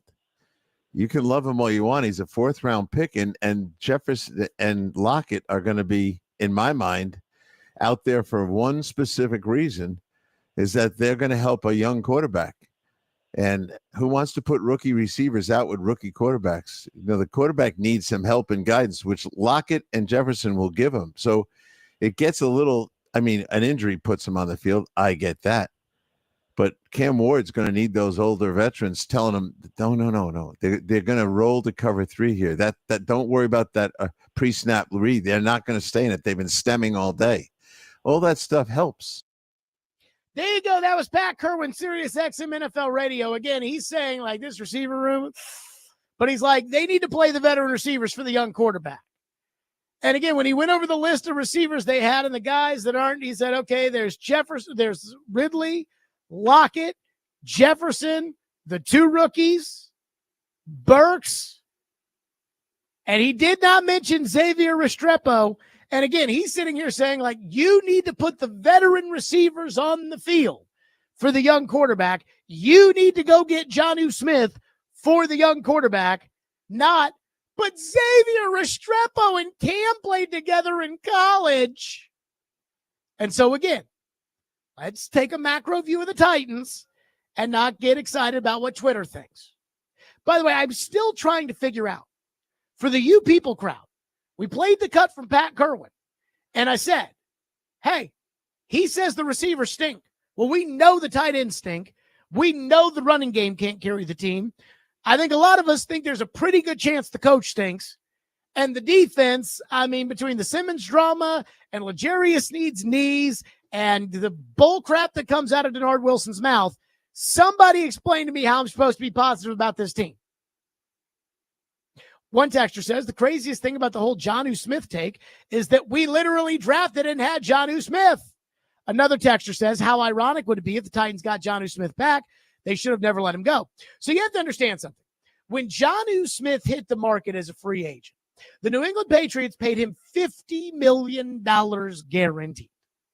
That was 4 years ago. Now, would anybody pay Jonnu Smith $50 million? No. But Jonnu Smith's making 4, and he had 80 catches last year and 8 touchdowns. None of us, including me and everybody else, I don't think any of us thought that Jonnu Smith stunk when he was on the Titans. Jonnu Smith is a legitimate tight end. And Jonnu didn't do well in New England, but that's because Belichick had a defensive coordinator calling the plays and had lost his mind with his girlfriend. Jonnu is not bad. He's not great. He's not Kittle. He's not Kelsey. He's not Laporta. He's not Mark Andrews in his prime. He's not Gronk. But Jonnu has always been solid. And again, that's better than what you have now. Chig, who stinks, Wiley, who's always hurt, and Gunnar Helm, who knows? But the idea that, well, they already had Jonnu. Yeah, and it's better than what you got now. And Jonnu is available. One texter says, why do you bring up the Giants to bolster your argument when you've said before that they are a joke and their management sucks? Another texter says, so what is your explanation as to why the Titans should have a top 10 payroll when the Giants have a top 10 payroll? The Giants are a dysfunctional team, just like the Titans, and I don't think we should be following the Giants' lead. Here's my thing about the money. Again, my thing is when you say, well, we shouldn't pay to have a team because we're not any good, just know that paying $30 million extra dollars, getting Jalen Ramsey, getting Jonnu Smith, that would put you behind the Giants. That's all I'm saying. The second thing is, when it comes to spending money, both the problem with the Titans and the Giants is not exactly, well, the Titans need to spend more money. They've been 4th in the division the last 5 years, but it's more so this idea that, hey, how are you spending the money? And the Giants decided they didn't need Saquon Barkley. And you decided you didn't need Derrick Henry. You decided you didn't need Nico Autry, but you were going to take L'Jarius Sneed's knees. Ugh. I'm just saying, spend some money around here. It's not the end of the world. WB in Thompson Station says your proposal, and again, I threw a couple out there, swap, you send a fifth, they send a sixth, that kind of thing, and you get Jonnu Smith and you get Jalen Ramsey. WB says that might actually be a decent proposal. Now that the Titans have a general manager, he'll think outside the box and try to do these things, but at the end of the day, Amy is still there. Again, no matter who the general manager is, if you're not going to spend, you're not going to spend. And you get in life what you pay for. I have learned this the hard way so many times. Every now and then I'll score some kind of insane deal and it'll be the greatest thing that ever happened to me, but that's really few and far between. The truth is, when you don't spend, traditionally, you get what you pay for. And so you drafted Cam Ward. Great. But if you don't spend, you're not going to put a team around him for him to be able to succeed. And I know a lot of you guys think with Cam Ward, he's like the politician who wants you to believe that he was born into a log cabin that he built himself. But it's just not true. And when it comes to the NFL, most of these quarterbacks, I believe, fail because those teams fail them, not the other way around. One texter says, I am way more pessimistic than you, Jared. Way more. My prediction is a winless season for the Titans with the worst defense in Titans history and Jeffrey Simmons traded mid-season. Whoa! That would be wild. If it's the worst, if it's a winless season. I don't think they're going to have a winless season. I thought if there was ever a team to have a winless season, though, it would have been last year's team. I mean, think about this. You beat the Dolphins when they had a third-string quarterback in there who couldn't get a first down. So, and Levis got hurt. Levis threw an interception that landed in between some guy's butt cheeks for the Dolphins, and he got hurt, and Rudolph came in, and they won that game. And then they won the Patriot game, that Drake May miracle at the end, and then Drake May threw 2 interceptions, and he fumbled the ball on an Arden Key sack. That Patriot team was so wretched. If they weren't that bad, you probably would have lost that. And then you won the game at Houston last year when it was a Fakakta crazy. They got up to a big lead. You punched back. They missed a 28-yard field goal. I mean, you really weren't that far away from a winless season last year. If there ever was a year for a winless season, it would have been last year. And I do think the coaching is certainly a part of that. One texter says, how did you get from Denard Wilson should be the head coach to Denard Wilson says the stupidest things? Well, I watched Denard Wilson. Again, I didn't say Denard should be the head coach, but he sounded when he took the job and he didn't have a track record to laugh at. He sounded like somebody who was serious and meant business, a very motivational head coach. Now that I've seen him kiss the rear end of every freaking player they have, Arden Key, once we start heating up, he'll heat up. And then Karski asks, isn't Arden Key supposed to be one of the guys that in order for you to heat up has to heat up? Making every excuse in the book for Simmons, every excuse for when Sneady's doing great, according to Denard Wilson. Denard Wilson says the stupidest stuff. I will tell you, I think he is a terrible coach. I think he is awful. I mean, I think Callahan's got his warts too, and I think Wilson's being on the staff still is an example of that. But I think Denard Wilson is so full of crap. I told you guys that I had a college coach. Reed, have I told you? I had a college coach tell me who was studying the Ravens-style defenses. So he studied Miami, where Anthony Weaver's the defensive coordinator, came from the Ravens. He studied the Ravens. He studied the Seahawks, where Mike McDonald is the head coach, was the Ravens defensive coordinator, and he studied the Titans. And the college coach said to me, he goes, I mean, from an X's and O standpoint, they don't look anything like the Ravens. And I'm like, but what happened to, we want to be the Ravens? Well, you hired the guy that the Eagles didn't want and the guy the Ravens didn't want. 615-737-1025 is the phone number. 615-737-1025. I heard some crazy stuff from somebody that you're going to get to know. And one thing in particular that, quite frankly, I don't know how to feel when it comes to this quote. And we'll get to that next. Stillman and Company, 102.5, 106 The Game.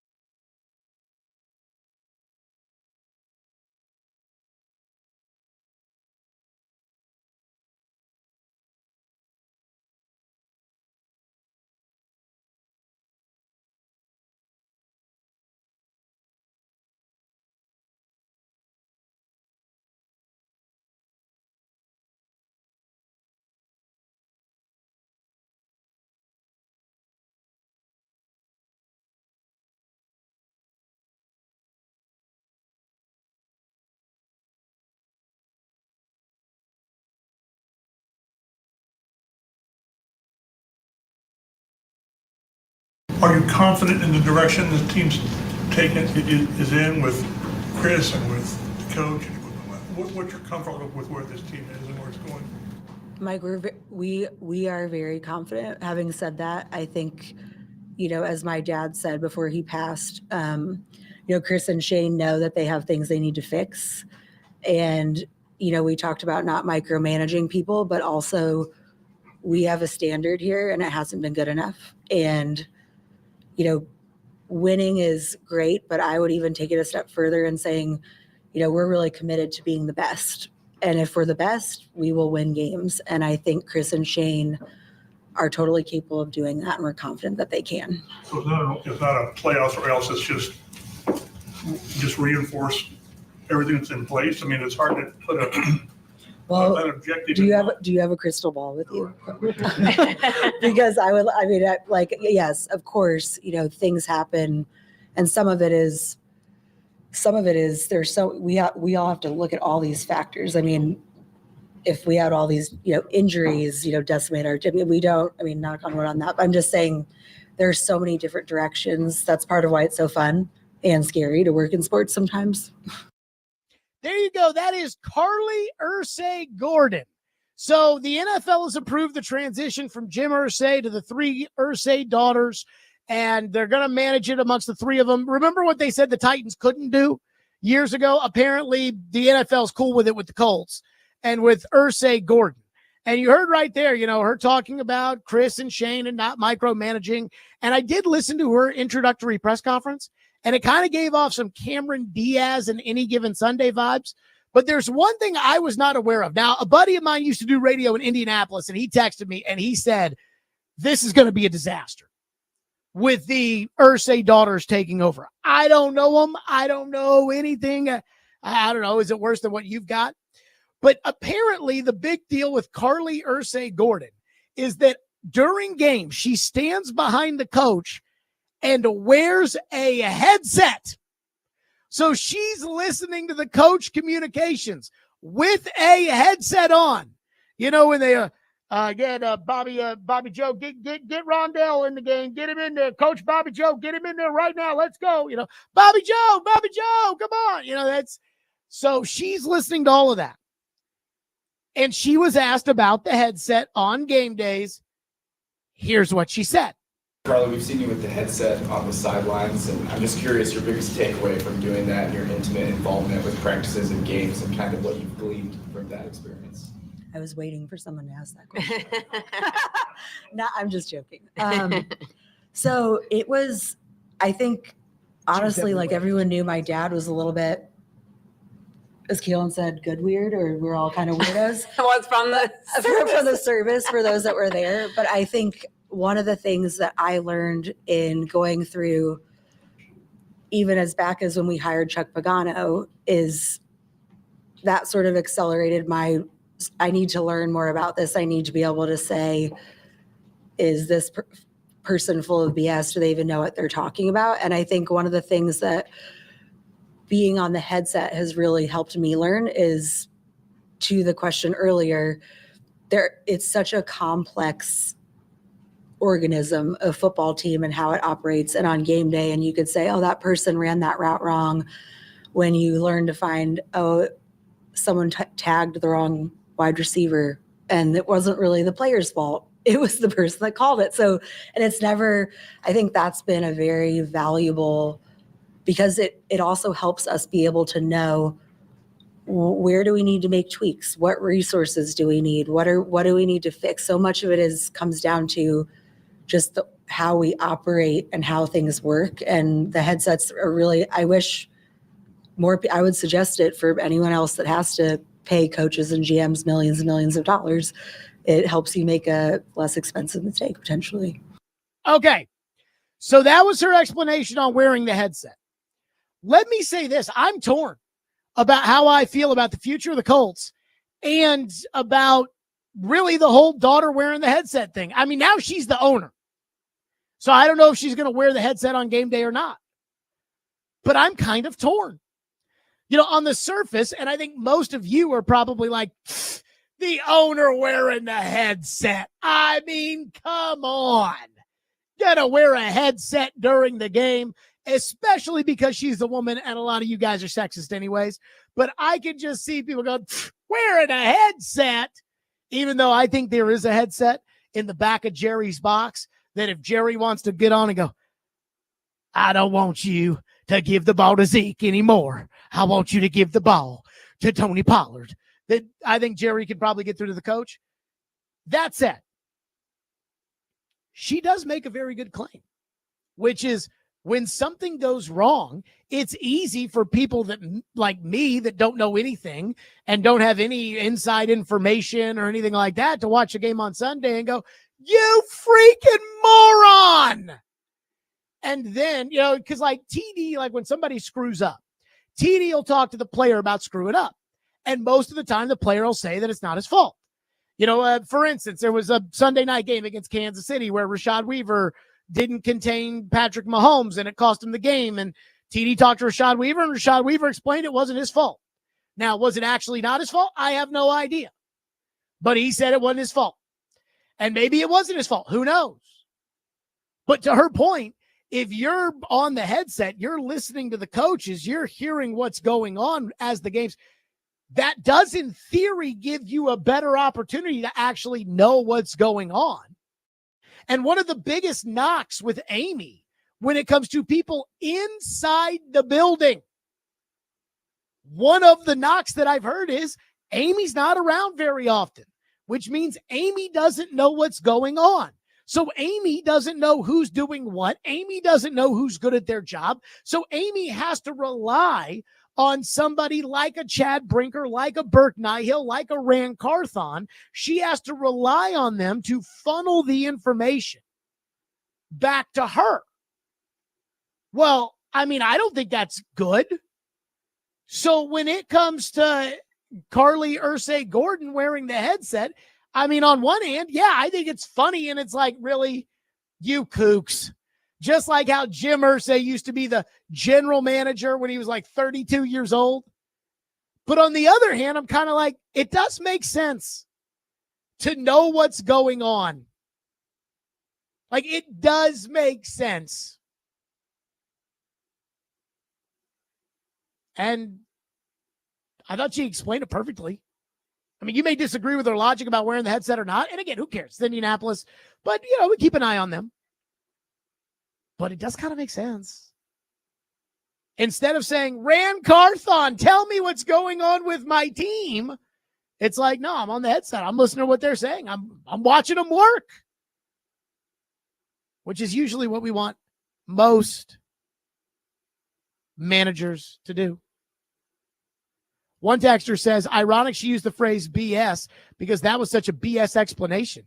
Reed, I'm sorry. Did you think that was a BS explanation? I thought she explained it perfectly.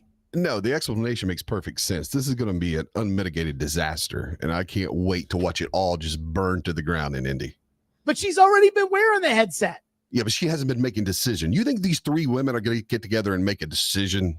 Come on now. Yes. You're sitting over trying to be the feminist and trying not to offend women out. Yes, you are. No. Because you were like, some of you guys are going to be sexist and you're not going to like it just because she's a woman. A woman wearing a headset. Ho, ho, ho. There is no way this is going to work. There's no way this is going to work. They're not going to agree on anything. They can't even agree on where to go eat for lunch. They're not going to agree on football matters. I will tell you, I listened to the press conference. I think the three of them, I think they know what they're like. I would say I think they know what they're doing. I listened to the press conference. I think they know their lanes. And I think Carly Ursay Gordon is going to be the leader.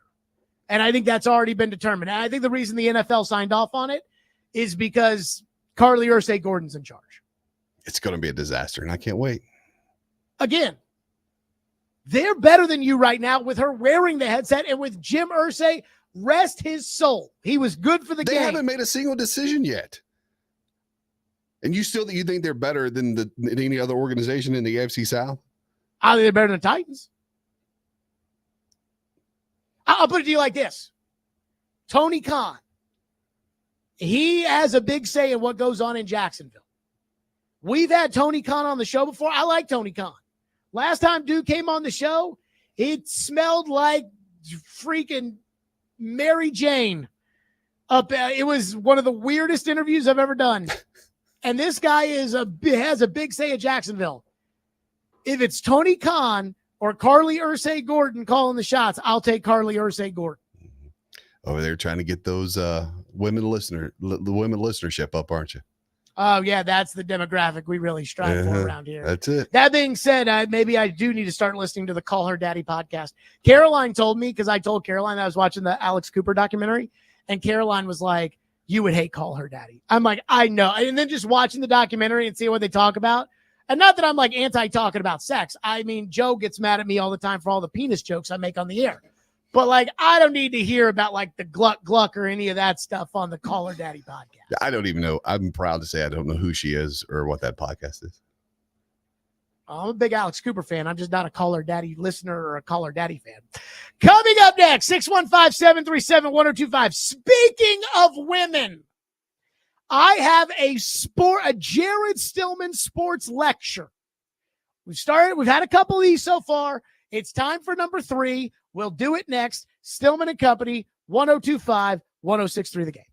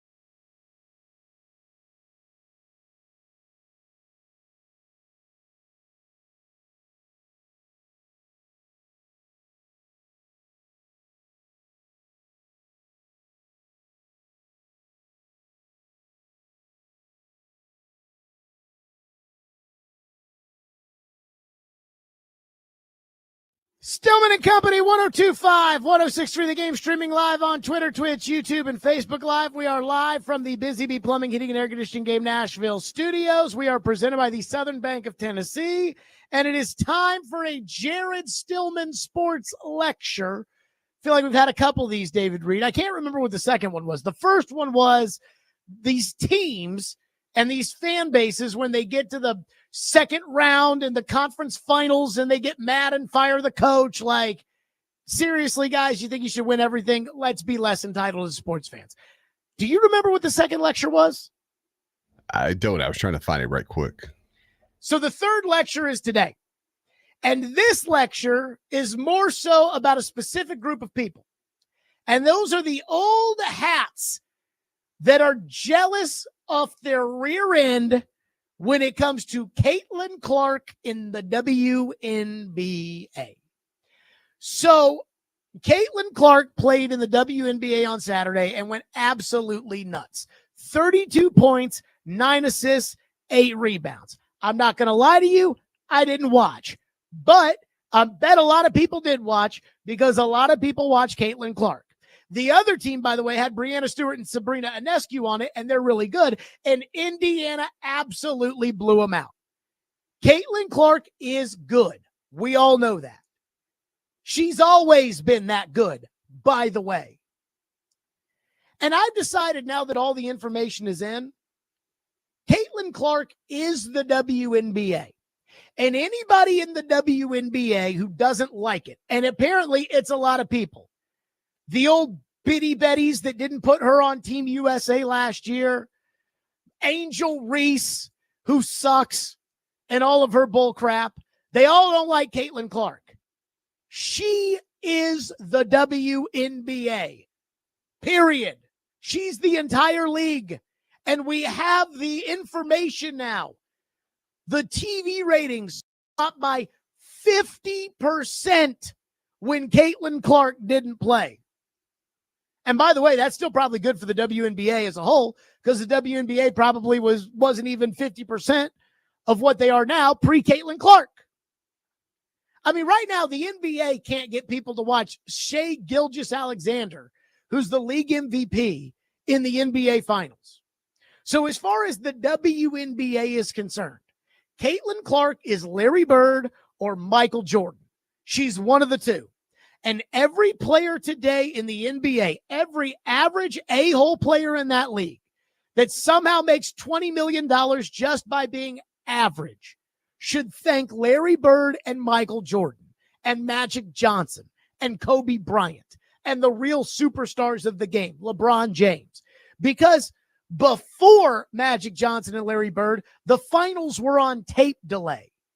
And now the NBA is going to get $77 billion for a TV product that is dwindling by the year. The WNBA is on the ascent again because of one person. And yet there seems to be this odd contingent of people inside that league or around that league who seem to hate the fact that Caitlin Clark is A, box office, and B, getting all the attention she gets. I saw a Dave Portnoy tweet yesterday, which was Caitlin hitting shots from half court in the game on Saturday with a Gino Auriemma interview on the Dan Patrick Show, where Gino Auriemma was like, you people that think Caitlin Clark is just going to go to the WNBA and dominate, you people don't understand. No, Gino, she's gone to the WNBA, and we should just call it the WCBA. The Women's Caitlin Basketball Association. In fact, we can get rid of women's. The CBA, the Caitlin Basketball Association. That's what we should call it. She is that entire league. And yet, again, the old fuddy-duddies, they don't like it. They wouldn't put her on Team USA. Diana Taurasi and Sue Bird got all upset about it. And I know Sue Bird, and I like Sue Bird. And I'll tell you people right now, you guys, if you knew Sue Bird, you'd love Sue Bird. But they got all up in arms about it. And I have to say this. Can I ask why? Can I ask why all the old bitter Bettys and why the Angel Reeses of the world and the Diana Taurasi's and the Sue Birds and the Gino Auriemas, can I ask why they're all bent out of shape about Caitlin Clark? By the way, I know the answer. The answer is jealousy. That's why. And yet at the same time, with the exception of Gino, who coaches women's basketball and makes plenty of money, with the exception of Gino, she's making all of you more famous in the WNBA. She's going to make all of you in the WNBA more money. Because at some point, the Caitlin Clark TV ratings are going to be so high that it's like, well, we got to pay more to air the Caitlin Clark games. And once you start paying more to air the Caitlin Clark games, you have to pay everybody in the league more money. She's made Angel Reese a star. Even though I think it should be well documented, Angel Reese kind of sucks. I mean, I saw Angel Reese had a triple-double. She became the second youngest player in WNBA history to have a triple-double. Keep in mind that, again, Caitlin had 32 on Saturday. Angel Reese's triple-double is like 11, 11, and 10. Like, it's just barely making it as a triple-double. And I'm sure Angel Reese will go tell everybody, I'm so good. I'm so good. Because that's what she does. Angel Reese is only famous because she is the wrestling heel to Caitlin Clark, and she hates it. She did this to herself when she stuck her finger in Caitlin Clark's face during the national championship game. She did it to herself when she'd get up there and hold press conferences and say stupid things like, there are two people that that people watch women's basketball because of, not just one. No, Angel, it's one. It's Caitlin. If you left the league, the ratings wouldn't drop by 50%. She got hurt for 3 weeks and the ratings dropped by 50%. Again, it's jealousy. Angel Reese hates the fact that she's Apollo Creed because she wants to be Rocky Balboa. But she should look up the fact that, you know what? Apollo Creed probably made a lot of money being the villain in the Rocky movies. Same with Mr. T as Clubber Lang. Again, she didn't get put on that Olympic basketball team last year because the old hats, the I've been watching women's basketball longer than you crowd, thought she hadn't earned it. I'm sorry. How much money does she have to make for the sport? How many Final Fours does she have to single-handedly carry a team that wouldn't even make the NIT to before we say she's earned it? How many half-court shots does Caitlin Clark need to hit? So now all the precincts are reporting. All the information is in. Caitlin Clark can play. Gino, this idea of, the game is so physical, it'll be too much for Caitlin Clark. She won't be able to do in the WNBA what she did in college. Wrong. She can play. She is box office. Again, remember what Magic Johnson said. His definition of a superstar is that they can sell out the other building. Well, Caitlin Clark goes on the road and sells out the building. So she is box office. She single-handedly drives up the TV ratings, and she can play. She's not Tim Tebow, where there's some sort of evangelical church crew that is following her to all these games. They're going to watch her play because she's worth the hype. And the league absolutely goes right back into the toilet where it has been for 25 years. The second that she gets hurt, it comes back, and here we go. It's all Caitlin all the time. So again, I don't care that much about Caitlin Clark. I didn't watch the game on Saturday. I'm not rushing to an arena to go watch Caitlin Clark play. But I'm also not a listener of Taylor Swift's new music. I did like Taylor Swift's old music. I'm not a listener of Taylor Swift's, really. And I don't go crazy trying to get to a Taylor Swift concert. But at the same time, I recognize the game. Just like I said earlier, I don't listen to Call Her Daddy, but I recognize the success that Alex Cooper is. You bitter Bettys, you old hats, you jealous Angel Reeses, You need to respect what Caitlin Clark has done for your sport. You need to respect the way that Caitlin Clark has made you more famous and is going to make you more rich. And every time a check gets deposited to your account, Angel Reese, you need to thank Caitlin Clark. And that's my lecture. Enough with the jealous bullcrap. You old hats in the WNBA. She's the only thing in your league that anybody cares about. By the way, what are the standings in the WNBA? Nobody knows.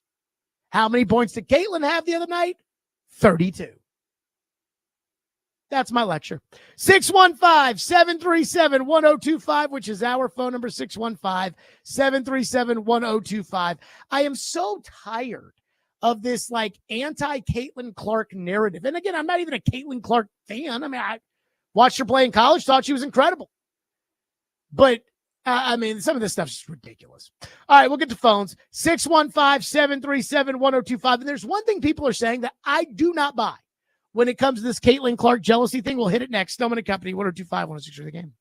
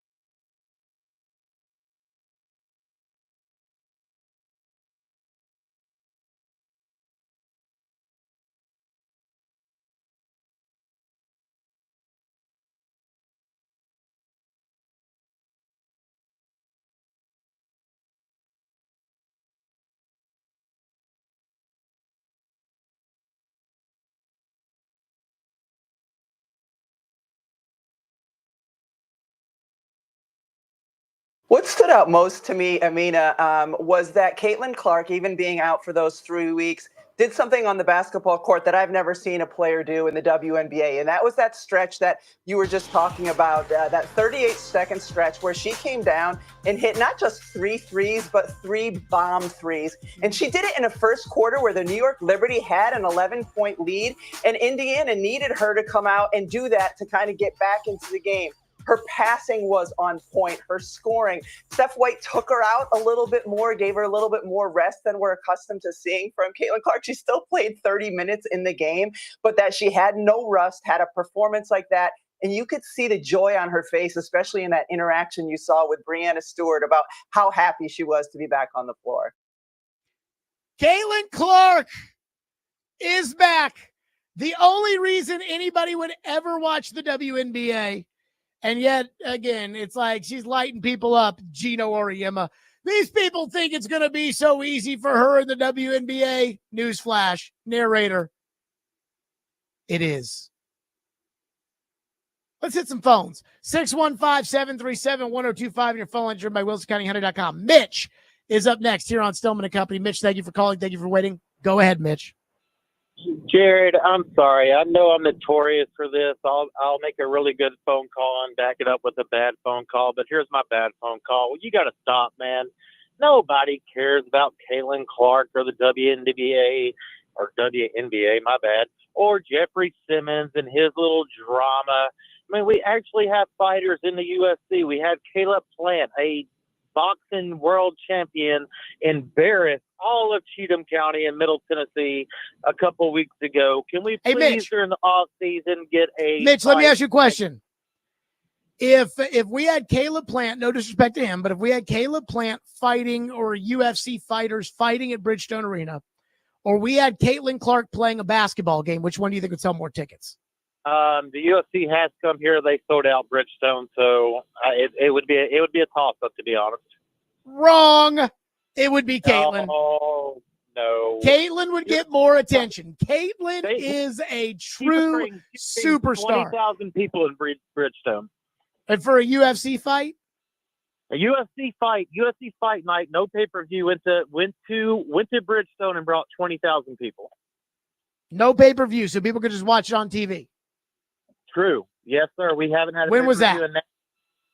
There's one coming up and one last year or the year before, but it sold out, 20,000 people. It's just as big here as the WNBA. I think especially. Well, we're not talking WNBA, Mitch. We're not talking WNBA. We're talking Caitlin. Caitlin is different than the WNBA. Just like Tiger's different than golf. Thank you, Mitch. Just like Tiger's different than golf. Again, I didn't watch the golf this weekend. I don't give a rat's ass about the U.S. Open. I had to talk to a guest about it on Sirius, and I told the producers, I was like, guys, I don't know how long I can talk to this guy for. I talked to him for about 15 minutes or so, and I kind of, worked my way through the golf, but couldn't have given a rat's ass about the U.S. Open. Nobody good was in it. The course was miserable. And so apparently, though, it went to rain delay yesterday, and NBC just started showing highlights of when Tiger Woods won the U.S. Open in 2008. And people on Twitter were like, how dare golf do that? How dare NBC do that? I'm like, why? Because they don't want to put, of course you're going to put Tiger Woods. Hey, Tiger Woods. And to me, Tiger is to golf what Caitlin is to the WNBA. The UFC fighting. I will say this about golf, NASCAR, and UFC. Golf, NASCAR, and UFC do draw on TV. They do legitimately. NASCAR gets real ratings. And yet, you're never going to turn on ESPN and hear Stephen A. Smith talking about NASCAR. You're never going to turn on Colin Cowherd or Dan Patrick and hear them talking about NASCAR. And it's kind of amazing to me because, once again, NASCAR does get good TV ratings. It's crazy. They actually get decent TV ratings. I don't watch NASCAR, but somebody must. And yet we'll talk about all the other sports. Granted, we talk mostly football, which gets more ratings than everything. But again, like NASCAR draws on TV now. So here's what I thought Mitch's call was going to be about. Because a bunch of you have said this when it comes to Caitlin Clark in the text line. They're all racist, Jared. That's why no one likes Caitlin Clark. Racism. One texter says 15% of it is jealousy, but 85% of it is racism. You're just too afraid to call it out. And I'm not afraid to call it out. But I'm also not claiming race guy. You know, the guy who, when anything happens, says racism. And we all know that that guy exists. It's not me. When you said, Jared, you're a racist because you didn't think Rand Carthon was a good general manager, that told me more about you than it did about me. When DeAndre Hopkins on 2 separate occasions called me racist, again, I think that said more about him than it did me. But here's why I don't think the Angel Reese jealousy of Caitlin Clark or any of the old hats in the WNBA and their jealousy towards Caitlin Clark. I don't think this is anything more than just common jealousy. I certainly don't think it's racism, and here's why. Attention has caused people to be jealous of one another for millennia, for eons. And it doesn't matter if you're black or white. Again, Horace Grant used to complain, if they let me take the shots like they let Michael Jordan take the shots, I'd be doing what Michael Jordan's doing. Nobody believes that, but Horace Grant did, and he was jealous.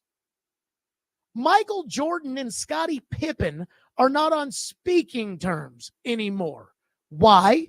Because Scottie Pippen is jealous. Now, at the same time, let's say this. Scottie Pippen did get done wrong by Michael Jordan in The Last Dance. That I do want to for sure put out there. Isaiah Thomas got into it with Larry Bird, Magic Johnson, and Michael Jordan. Why?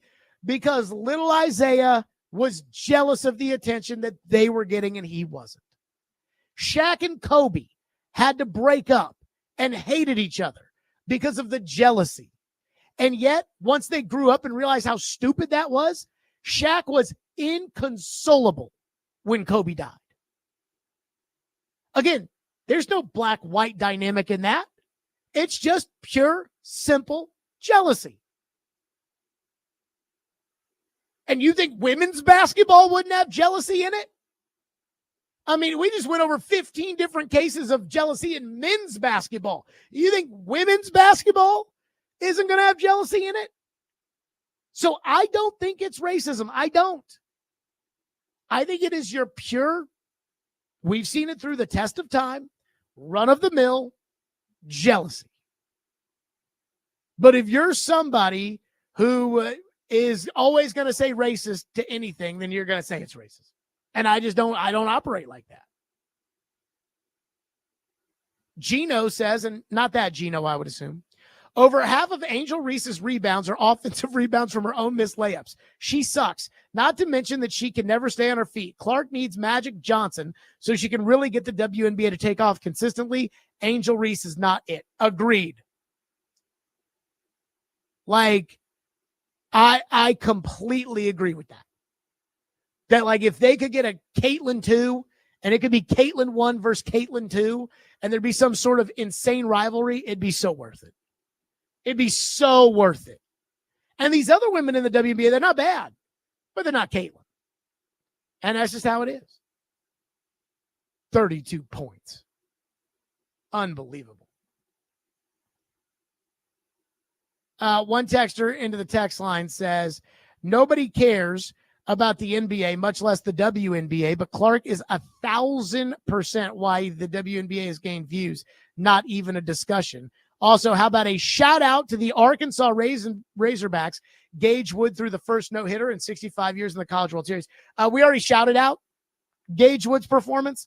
Again, I feel bad for Arkansas. It is hard as hell to get out of that loser's bracket. Like Louisville, the loser's bracket, and we beat Arizona yesterday, and we play, I believe, Oregon State again tomorrow. And like, Good luck to you if you're in the losers bracket. So good luck to Arkansas. Good luck to Louisville, but I don't know about all that.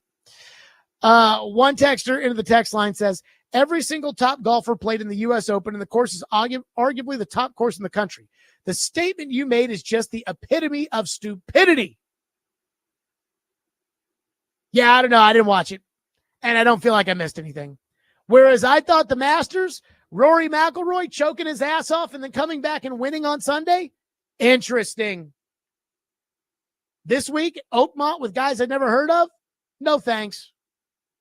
615-737-1025. More of your phone, 615-737-1025. Plus, I'm a little surprised by what I think is the most well-received opinion I have ever had on this program. We'll get to that next. Stillman & Company, 1025, 1063 The Game.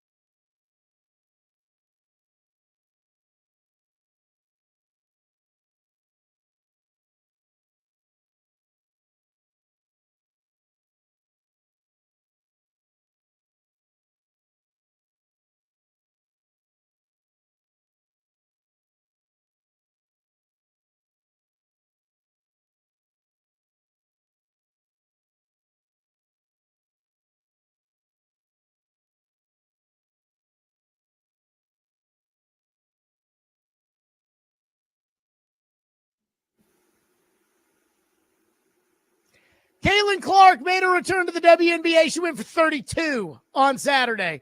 I don't know if you saw the highlights. She was hitting from half court. It was insane. And I am dying about something right now I've got to get off my chest. So back in the day before we switched our software, I could not see the YouTube chat. Now I can see the YouTube chat pretty much in live time.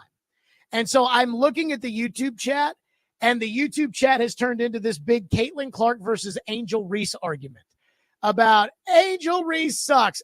Angel Reese doesn't suck. Angel Reese sucks. And I only bring this up, and I laugh my ass off, because it reminds me of what happened on Friday when I looked into the YouTube chat and I saw an argument brewing between people of who was the better quarterback, Shedeur Sanders or Will Levis. I'm like, wait a minute. What? How did we get there? Now, let me just say this. My universal idea that I think was liked, Reed, you've only been doing this show for a couple of months, but I have to feel like this was the most liked take I've ever had, is about the UFL and about how the NFL needs to basically take over the UFL, and they need to take each team needs to get 10 players, 9 players and a quarterback to send to the UFL and so there will be 4 teams per UFL team that have players on it, and it'll essentially be like minor league football. So the list I had for the Titans going over in the UFL was, hold on, let me make sure I get this right. Will Levis, Jalen Duncan, Jalen Harrell, Cedric Gray, Bryce Oliver, Andrew Rupchich, Shaquan Jackson, Gabe Judy Lally, David Martin Robinson, and James Williams. And people are like, oh my God, I'd much rather watch that than that UFL that nobody watches. I was talking about this yesterday with somebody, and I said, could you imagine if Shedeur Sanders was playing in the Spring League UFL? Again, affiliated with the Browns, but anybody could trade for him if they really liked him. And let's see Shedeur play some minor league football. And I'm telling you, people would watch. So again, those are the stars. And when it comes to the YouTube chat has spoken. Let's talk UFC on the radio. The YouTube chat has spoken. They're arguing about Caitlin Clark versus Angel Reese, just like they argued about this random Will Levis, Shedeur Sanders discussion in the YouTube chat the other day, which had nothing to do with anything we were talking about on the radio. I don't even know how we got there. Chuck is up next here on the program. Chuck, thank you for calling. Thank you for listening. Go ahead, Chuck. How's it going today, Jared? Good. Go ahead. Good. I'm like you. I'm just so sick and tired of this argument with this Caitlin Clark. Angel Reese is nowhere in the category of Caitlin Clark. They keep trying to push her up there. Caitlin Clark's on a whole different level. I've been following her since she was at Iowa. So I'm tired of trying to compare and throw Angel Reese's name in there. She's nowhere near. That's all I got to say. The only time that Angel Reese really ever even comes up anymore in reference to Caitlin Clark, thank you, Chuck. The only time that Angel Reese really ever comes into the discussion is when Angel Reese gets upset. Like Angel Reese last year during the WNBA season held a press conference and was like, everybody's acting like there's only one person that got people to watch women's basketball. There are 2 people. And it's like, well, yeah, like Rocky's not going to fight himself in the movies. There has to be a heel. That's you. And I know that you like that. And then at the beginning of the WNBA season, again, I haven't watched a WNBA game this year. We just spent 45 minutes talking about it on the radio. I guess early in the season, there was a press conference, and Angel Reese was asked about Caitlin Clark, and she just said, next question. And it was like, oh, God, you bitter Betty. You can't even answer the question about Caitlin Clark. And then there was the whole fake racism thing, which that was ridiculous. You know, when they said, oh, people were yelling racist stuff at the Angel Reese at the Fever game, and the WNBA did a thorough investigation and found out that didn't happen. That is the only time Angel Reese comes up anymore when it comes to Caitlin Clark. One texter says you talk about the NBA finals being awful, and then you willingly talk about the WNBA. So I was looking for this exact quote because I thought he said it. It might have been LeBron, but I think Adam Silver said it. Or maybe David Stern said it. I don't know. Somebody said it. One of the three commissioners, Stern, Silver, LeBron, one of them said it. I don't remember when. Said that a woman was going to play in the NBA, which is preposterous. I mean, again, I'd get on the floor and go up and down and pick up with the U of L women's hoops team, and I wasn't like good or anything, but like I could barely play in high school, and we were the number 2 team in the country. So it is preposterous that a woman would play in the NBA. But if Adam Silver hadn't negotiated this TV contract that he's got, and Adam Silver was worried about the TV ratings, they could put Caitlin Clark on the Pacers, and you'd get Super Bowl ratings if you did something like that. Caitlin is a star. These two guys, I mean, and again, I like Halliburton. I'm rooting for Halliburton. I'm rooting for Indiana tonight. But these two guys, Halliburton and SGA, they're not stars. Caitlin is a star. And that's what I'm talking about. And because it's ridiculous. One texter says, Caleb Plant is a boxer, not even in the UFC, and it shows how much that guy knows. That's from Dylan in Antioch. I do think the caller that argued that we should be talking more about UFC, I think he was saying we should talk more about UFC and Caleb Plant than saying we should talk about Caitlin Clark and we should talk about the WNBA. Again, I mean, I've had phones all hour wanting to talk Caitlin Clark. I got the YouTube chat fighting each other, got text line talking about Caitlin Clark. One texter into the text line said, when it comes to UFC, says you are completely off on Caitlin Clark versus the UFC at Bridgestone Arena. UFC would have way more viewers and way more tickets sold. Would it? Like, I'm not going to doubt the guy that said that UFC sold out at Bridgestone Arena. Maybe it did. I don't know. But I have a hard time believing that there would be more buzz surrounding the UFC having a UFC night at Bridgestone Arena than Caitlin effing Clark playing a basketball game there. I mean, I remember a couple years ago when Messi came here to play Nashville SC. And I mean, there was talk about, man, this is the biggest star to ever come through here. And, you know, well, Mahomes has been here and Brady's been here, but Messi's a bigger star. And, you know, does it equate to Michael Jordan when Michael Jordan came through here and played a minor league baseball game at Greer Stadium back in the day? And like, that was the big discussion. And I'm not saying Caitlin Clark is Messi by any stretch of the imagination, but I'm telling you right now, if Caitlin Clark played a game at Bridgestone Arena, there'd be a lot of buzz. There'd be a lot of buzz. And I'm starting to wonder in my head if that's probably what the WNBA should do. Like, just send her on a barnstorming tour.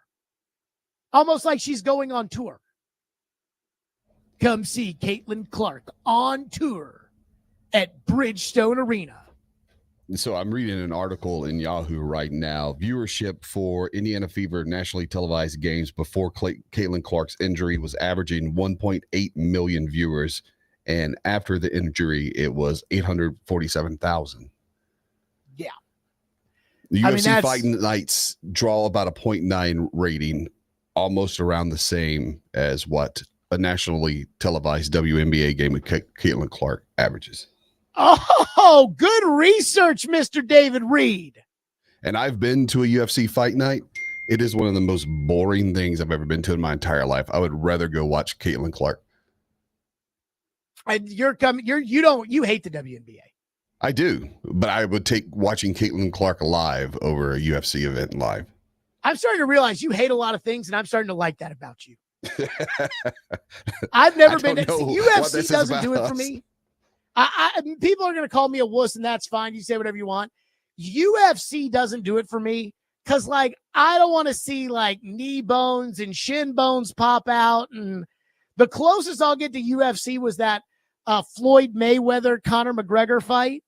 And I will never forget talking about that with Floyd. Like we talked about that, fight like it was like a real big deal fight. And it was so phony. It was Floyd Mayweather fight sucks, but Floyd Mayweather fights suck, by the way. One YouTube chatter says, of course, people would watch Shedeur Sanders in the UFL. He's a TV prospect. That is so true. Again, I can't like keep up with the YouTube chat all the time while I'm on the air, but I can just like kind of like look through it during the break. And some of these things are hilarious. Like one person's like, I'm black and I think Caitlin Clark is cold and Angel Reese is terrible. I mean, some of you people out there in the YouTube chat, where was the one I really liked? Nobody cares about the UFC on sports radio. Go find a podcast. So true. 615-737-1025 is the phone number. One texter says, Angel Reese does not sell out visitors' arenas. Nobody's claiming that she does. Stillman and Company. Oh, something we have missed apparently for a long time is back. We'll get to that next. Stillman and Company, 102.5, 106 the game.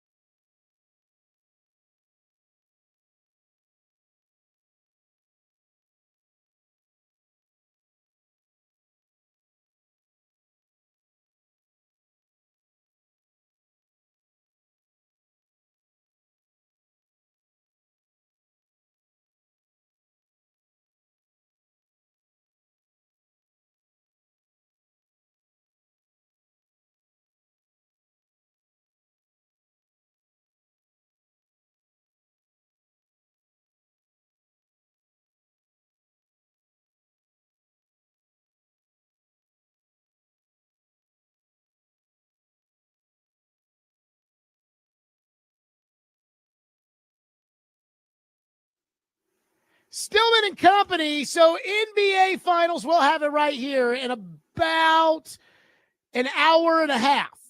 It'll be game number 5 of the NBA Finals. I'm just going to tell you right now, I think OKC is going to win. And I have not seen the ratings yet for game 4.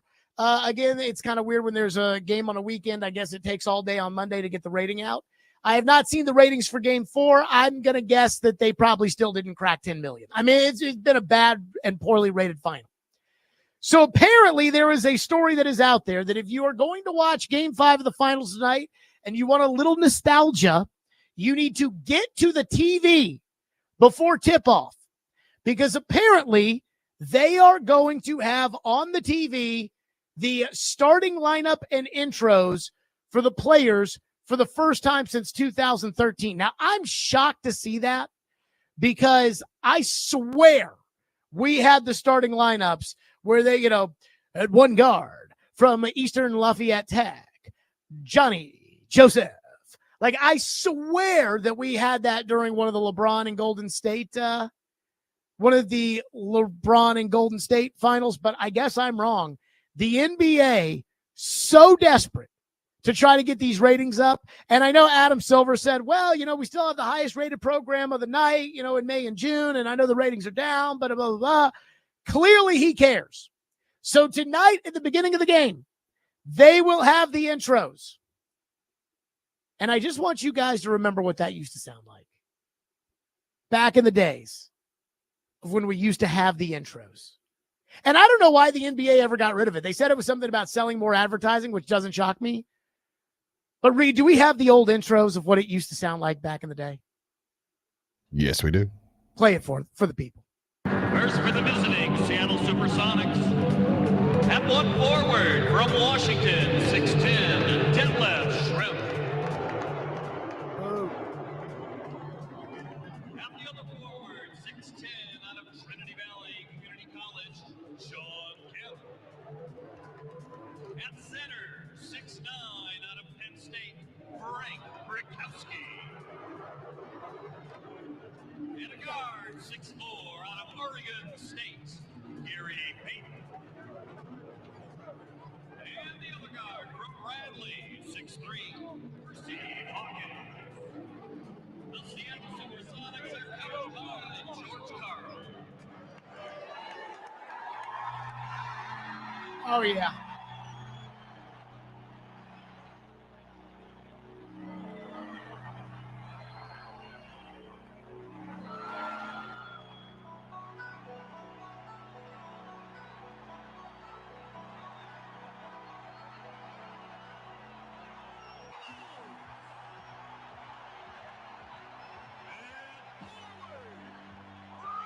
Central Arkansas, C7, Levis. On 6 and forward, out of Southeast, Oklahoma State, Dennis Rodman. The man in the middle, from New Mexico, Give me chills. 7'2", Luke Longley. On 6'9", from Miami, Ohio, Ron Harper. Cheers, Ron Harper. From North Carolina, Michael Jordan. The head coach of the Bulls is Bill Jackson. So I'm guessing the ratings are so bad for the NBA Finals that they're going to try to recapture that magic tonight. Boy, if you're over the age of 35 years old, those intros, nothing like it. That's it for us. We're out of here. Enjoy the game tonight. We're back tomorrow too. Stillman and Company, 125 the game.